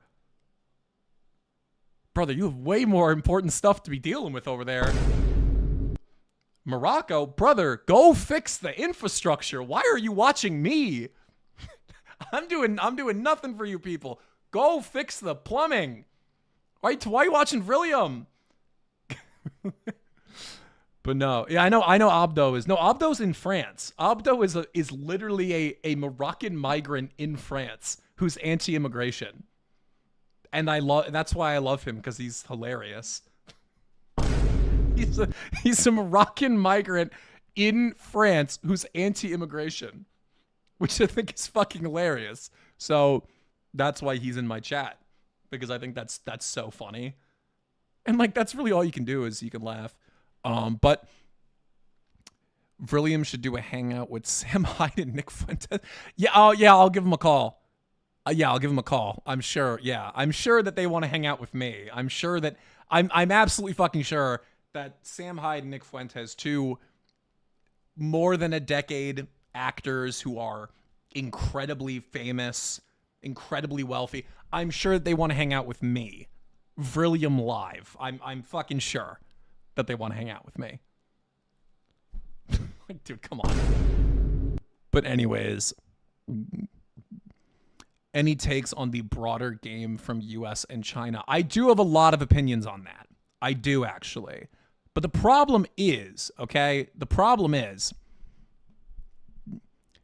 no, I'm not going to do a video on fucking Sabbath. I'm not going to do a video on that. No. Because the problem is once you, no. You know, the problem is once you start getting into the Sabbatism, okay? You start getting into all that shit.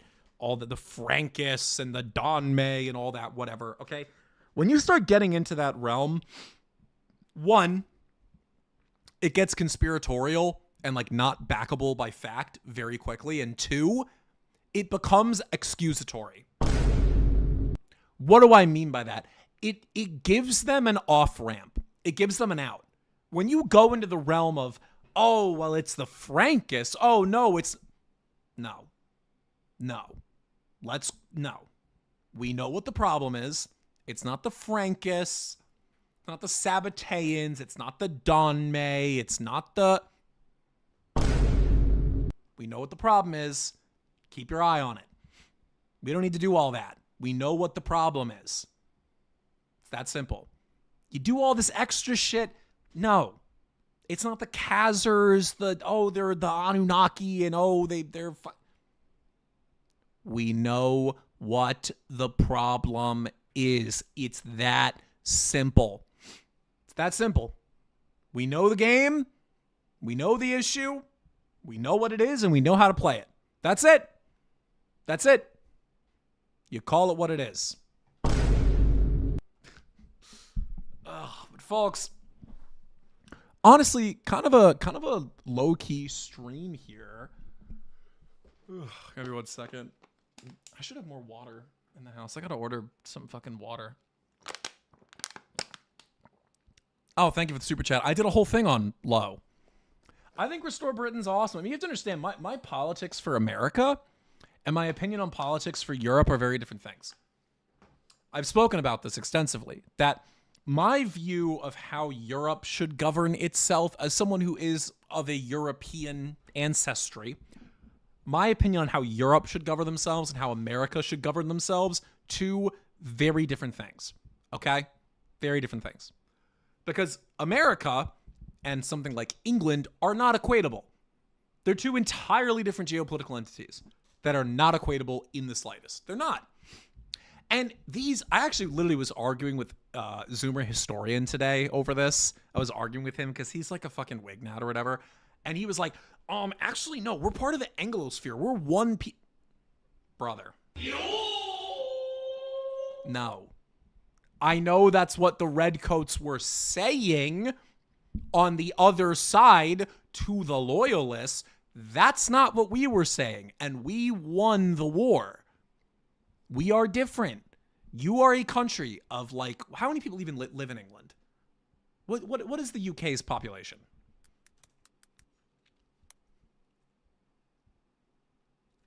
$69 million? Yes, 69 million people live in the UK.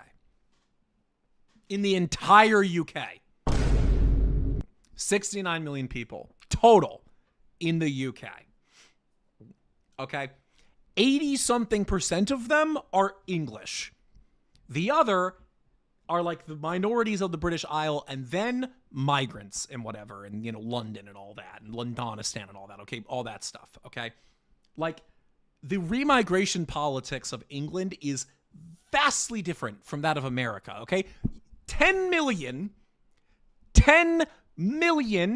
non-European, non-white, non-whatever people living in England. You could send those people anywhere in the world in one afternoon.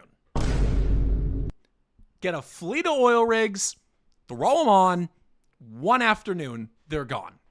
One afternoon. And 82% of the public, a sizable majority of them, would agree with that. 82%. Okay? America, 400 million people. 57% white. That means that basically half of the country, a country of 400 million people that can fit a dozen Englands into it, half of us are not white. Not possible. It's not. It's not possible. What you would be asking for is a race war. That's just a race war. And I don't know if you gathered this. I don't want to live through that. I imagine the American race war would be very comfortable in London. I'm sure. It'd be very comfortable in Birmingham. The American race war in America would not be very comfortable because I'd have to live through it. And by the way, we're not winning that war. We're not.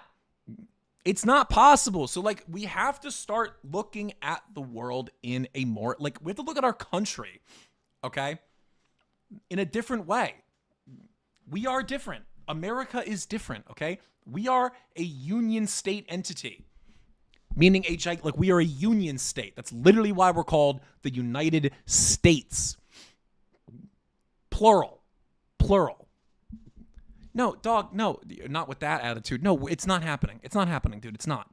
It's not fucking happening. It's not happening. Sorry, it's not happening. And by the way, anybody who sells you on this idea that, no, we're days away from our great base Turner Diaries based remigration, brother. No, we're not. It's not fucking happening, okay? We couldn't even deport the illegals in Minneapolis. One city. We tried to deport the illegals. 2 people died trying to stop it.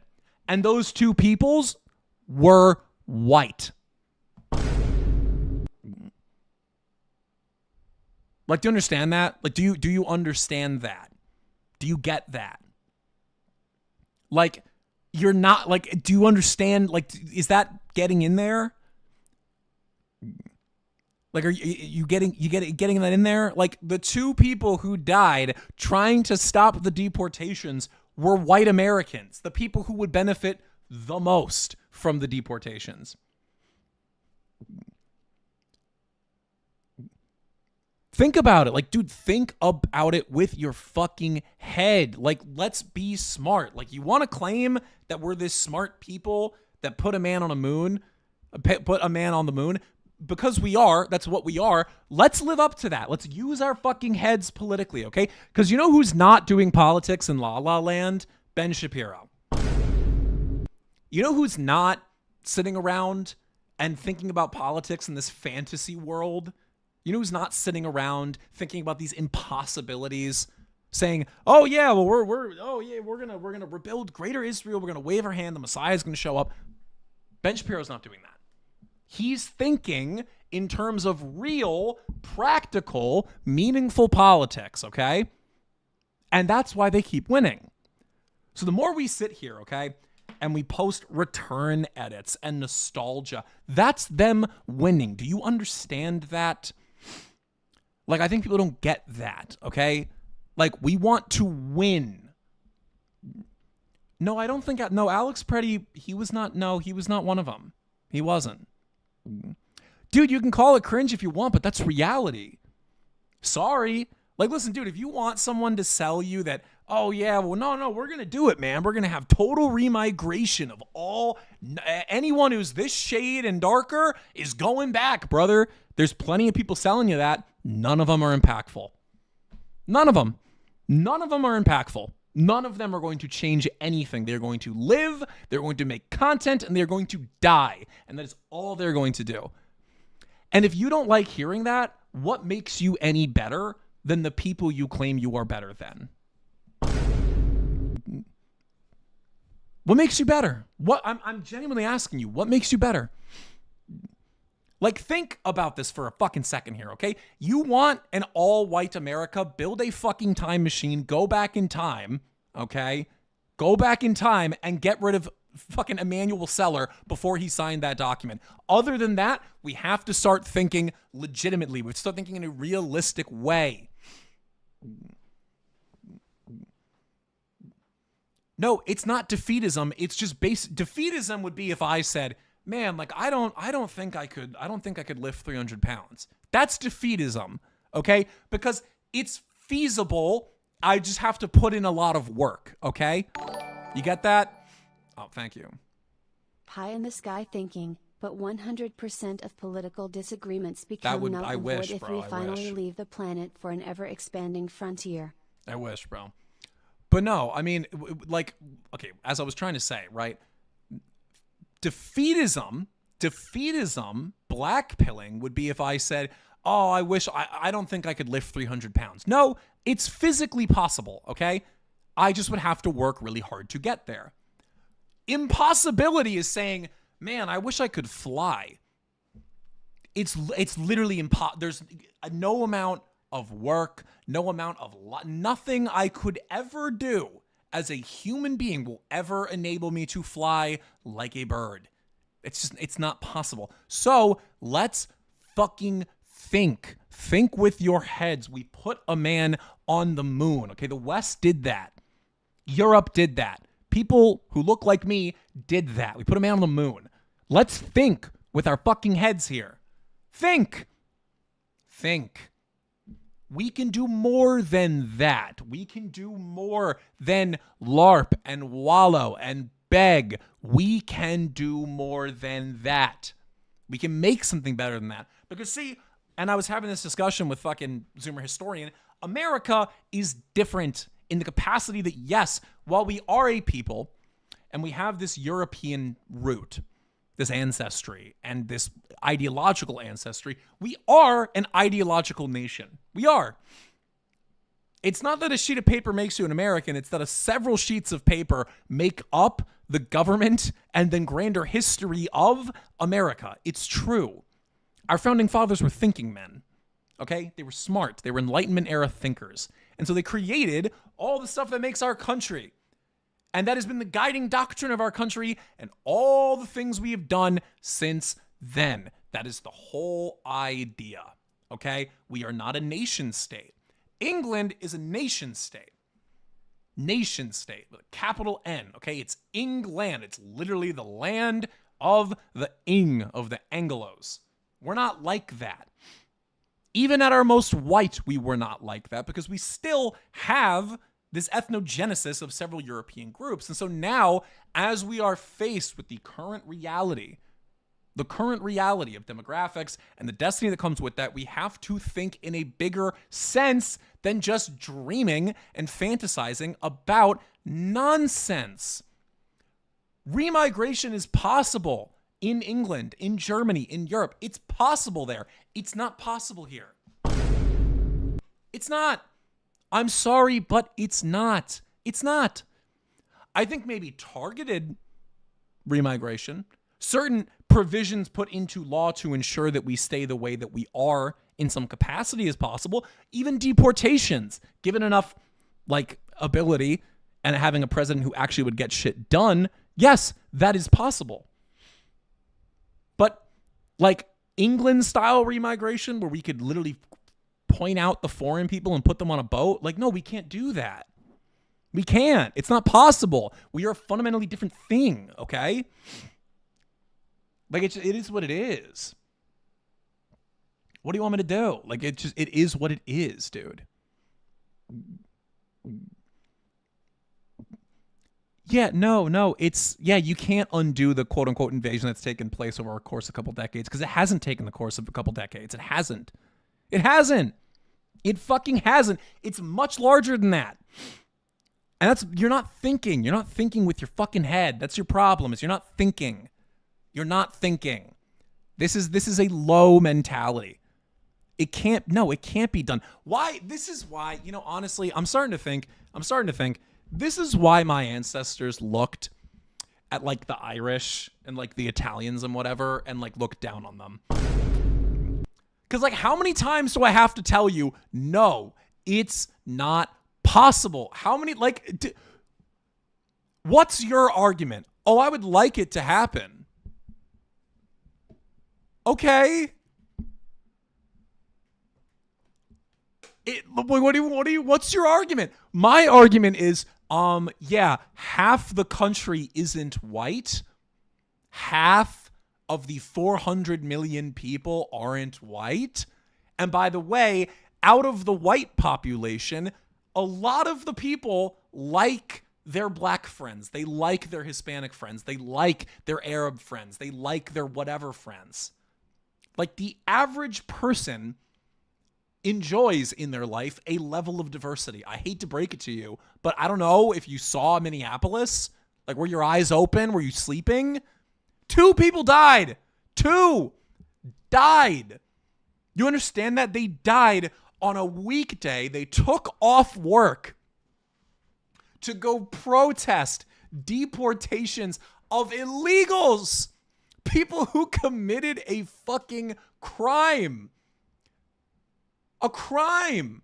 Like, illegals. Like, are you comprehending that? That 2 white Americans, the people who you say are on your side, took a day off work and rallied so hard against the deportation of illegals that they got themselves killed.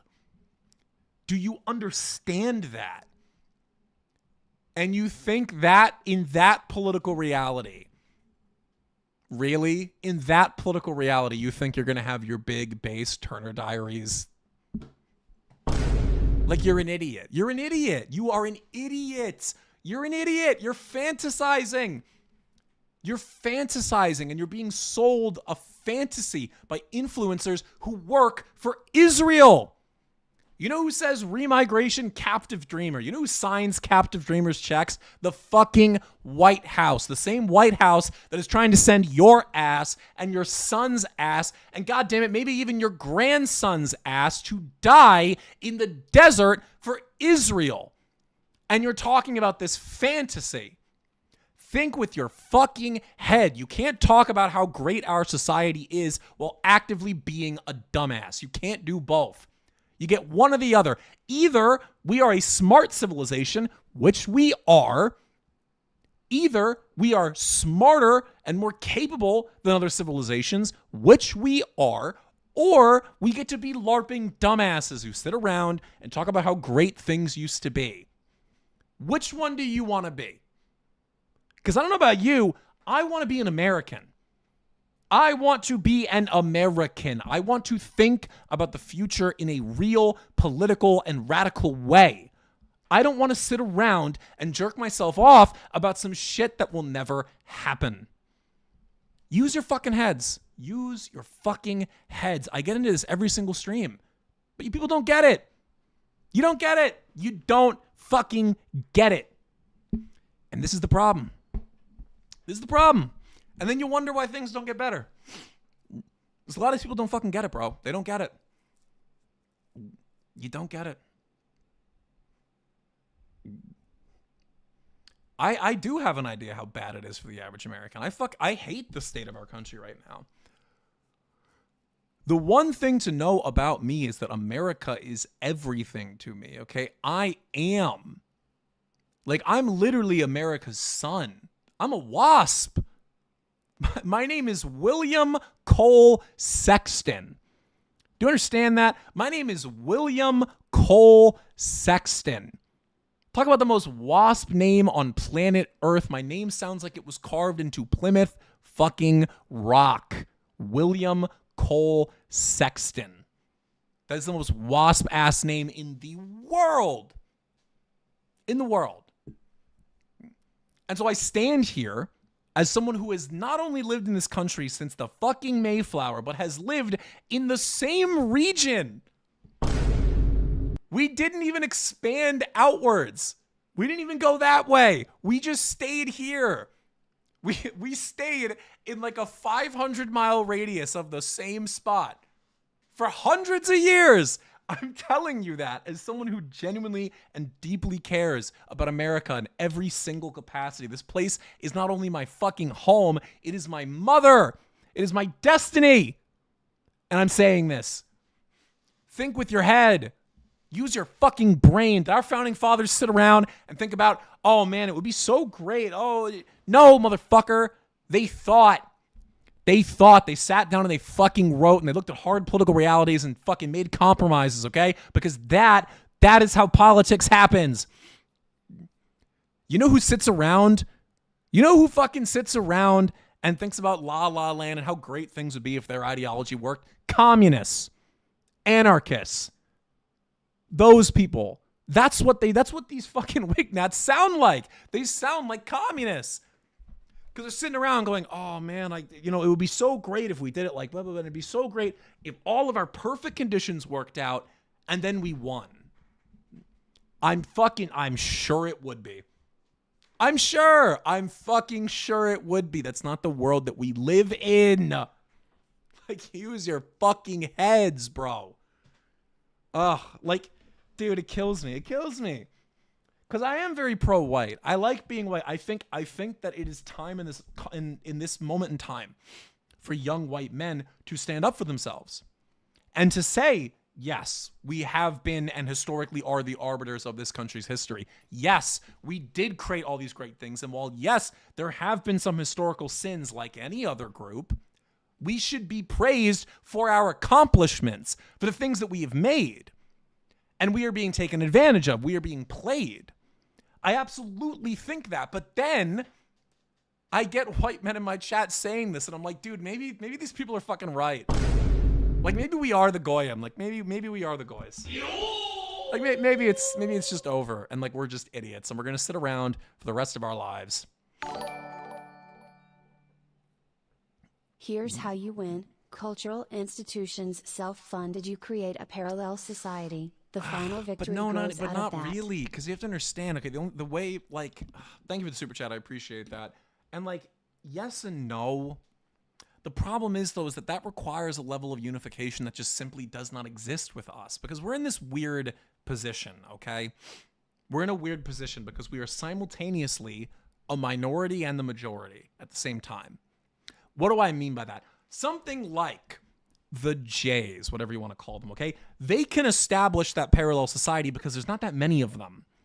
And so them, okay, being able to organize with themselves and establish organizations, they can do that because there's not that many of them.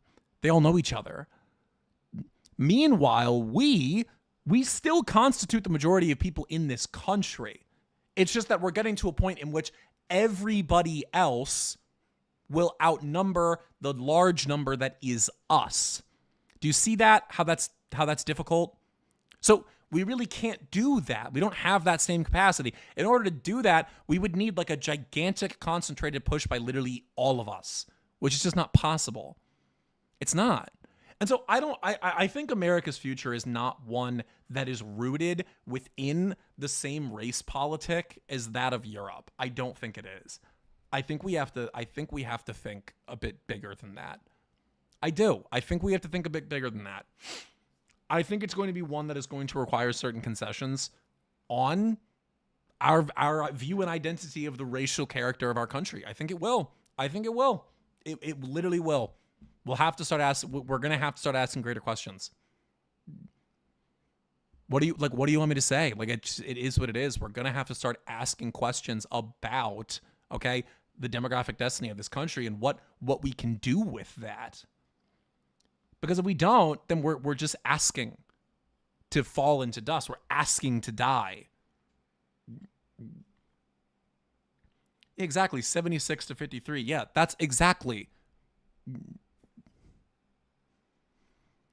I think it's wise to go to college. Yes, go to college. Don't just make content. A lot of people are making content. A lot of people aren't good at it. Because content, you got to be good at it. That's the one thing I got, is that I'm good at it. That's why I'm able to stay afloat. I'm able to do my thing. It's because I'm good at it. And, if I was anybody else, if I wasn't as good at content as I am, I'd be cooked. I would have been cooked from the start. You also have to have a lot of money to have a startup, in this stuff. But anyways, what are people saying? Yeah, no, they did. H-Rod Wolf is exactly right here. Yeah, we lost that fight. We lost. Like, this is the thing, is that people go, oh, well, hard seller, like that was them. Yeah, I'm aware. They won. Like, they got that battle, that specific battle, they won. They beat us on that one. What do you want me to say? They won. And like, what does better? Us sitting around and thinking, okay, how do we win this new battle? Or sitting around and feeling bad that we lost, or trying to cope with the idea of going, oh no, actually we didn't lose. No, we did. We did. They got us on that one. On hard seller, yes, they absolutely got us on that one. JFK signed it. JFK, the president who questioned them the most, signed it into law. Like, they got us on that, bro. Like, they fucking got us on it. Like, what do you want me to do? What do you want me to say? Like, we lost that one. Like, just fucking take the L. Let's move on. Figure out what the fuck we're going to do. I think the future is going to have to be some kind of coalition. I do. I think the future is we're going to have to, one, redefine a lot of like racial and ethnic categories. I think that's inevitably the future. I do. I think the future is we're going to have to take a really hard look. I'm very much so in favor of like Monroe Doctrine politics. And I think the future is going to be looking at the Western Hemisphere with a more precise lens and redefining a lot of how we view it. I think we're going to have a grander conversation legally, and then downstream from that culturally, about, okay, how do we actually quantify our Latino neighbors? What do I mean by redefine? I'll put it like this. How can we quantifiably say that somebody from Argentina, whiter than me, eyes so blue you'd think it was the ocean, how is that guy a Latino? And then from fucking some village in Ecuador, coal skin looks like Montezuma reborn. That guy is also a Latino. Really? Like, really? Like, those are the same people? No, they're not. They're fundamentally not. Like, and also, by the way, they're not even culturally the same people. They're not geographically the same people. They're not culturally the same people. The only thing they share is they speak a form of Spanish, which is usually different from one another. And they're Catholic. That's all they have in common. That's it. That's all they have in common. And so we are going to have to start looking at those people and going, okay, maybe there's a little more, like, maybe there's a little more going on here than we like to think. Like, maybe it's a little more complicated than that. Like, maybe there's greater questions to be asked here. And I think we have to start asking questions about cultural compatibility. Like, I think it's perfectly fine. I think that we need to start asking questions about what works within our culture and what doesn't. And by the way, that is a question that the founding fathers had. Yeah, it might sound liberal, but I'm just trying to work with reality here, man. I'm just trying to work with reality. What do you want me to do? I'm trying to work with reality. What's your ideal reality? Yeah, we're going to put them on a boat and then launch them to fucking Liberia. Brother. Like, you sound stupid.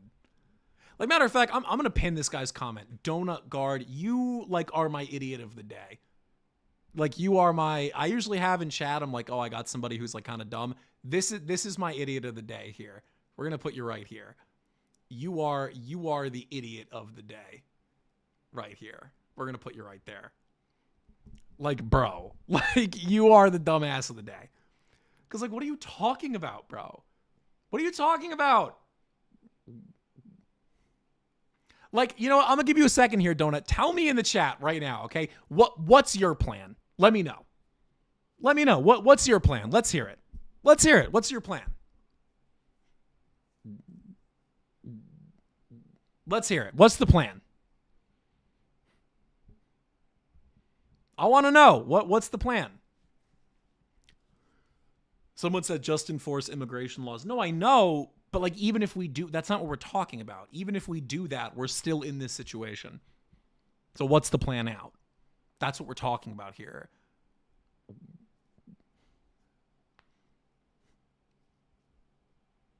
Delta Force exists house to house. Okay, you get rid of all the illegals. Great. That doesn't change the situation at all.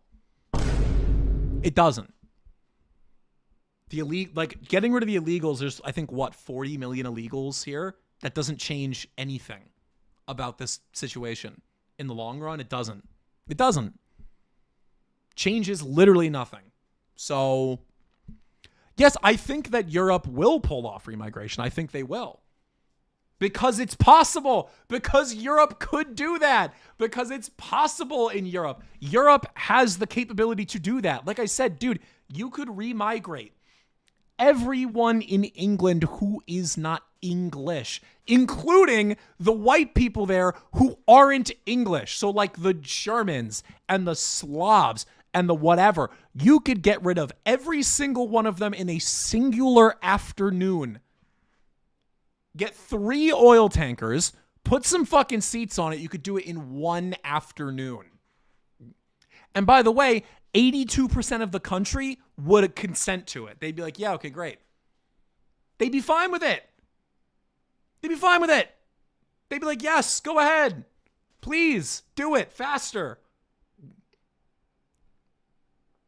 America's not like we're fundamentally a different situation. Yes, I know that we both are white. I get that. Look at us. That does not mean we live in the same fucking country. They are two entirely different political realities. Like, what do you want me to say? What do you want me to say? What do you want me to say, bro? Like, they're different political realities. They're different. They're fucking different. People, man, I swear. I like, what do you want me to say, man? Yes, I do think remigration will happen in Europe. I do. I think it's very clearly coming. I even think in America, you might, hard maybe, you might even be able to get to a point in which we enact like targeted remigrations. Targeted. You know? Targeted. And what do I mean by that? I mean that there might be a chance that we're able to pick out certain problem communities that are small enough that the American public could be told against them. Like, I think you could do that with Indians. I think you could do that. Because the vast amount of them, they're very new here, and they have a huge connection to home. And you could take certain legal measures to get rid of them. You could. It's possible. That you could do. But even then, like, that would be really, really hard to do, and that's 2 million people. But it's just the way in which America is structured legally, it'd be difficult. And so this is what I'm talking about, man, is that, like, the idea that we're going to have this gigantic like, no, dude, like, let's think about politics from in a real way. Okay. Use your head. Like, don't be dumb. But anyways, folks, it is 9:30 out here in beautiful sunny New Jersey. So folks, I am packing up actually, cause I got church tomorrow. It's Palm Sunday for the Orthodox tomorrow. So gotta be at church, all that, you know. So folks, I just want to say again, thank you for stopping by the stream. I appreciate it. Be sure to check out the latest video if you have not. I assume you already have, though. But, folks, thank you for the super chats. Who's my top super chatter today? Fan funding. Top super chat came in today from Swift Currents, I think it was. I think Swift Currents and I don't know what Czar converts to. I got to figure that out. Swift Currents is tied with someone else who it's not showing. That's weird. Anyways, okay. Anyways, folks, Thank you for stopping by at the stream. I appreciate it. Be sure to follow. Again, Monday, new episode of The Narrative comes out. Like always, I may go live tomorrow. Let me know. Be sure to follow on X right here. Good old Vrillium Live. Be sure to follow on X. Very, very important right there, as you can see. Vrillium Live. Be sure to give a follow. Boost the tweets, etc., etc. Folks, thank you again for stopping by. I've been Vrillium. And as I always say, you know, God bless you and God bless America. Folks, until then.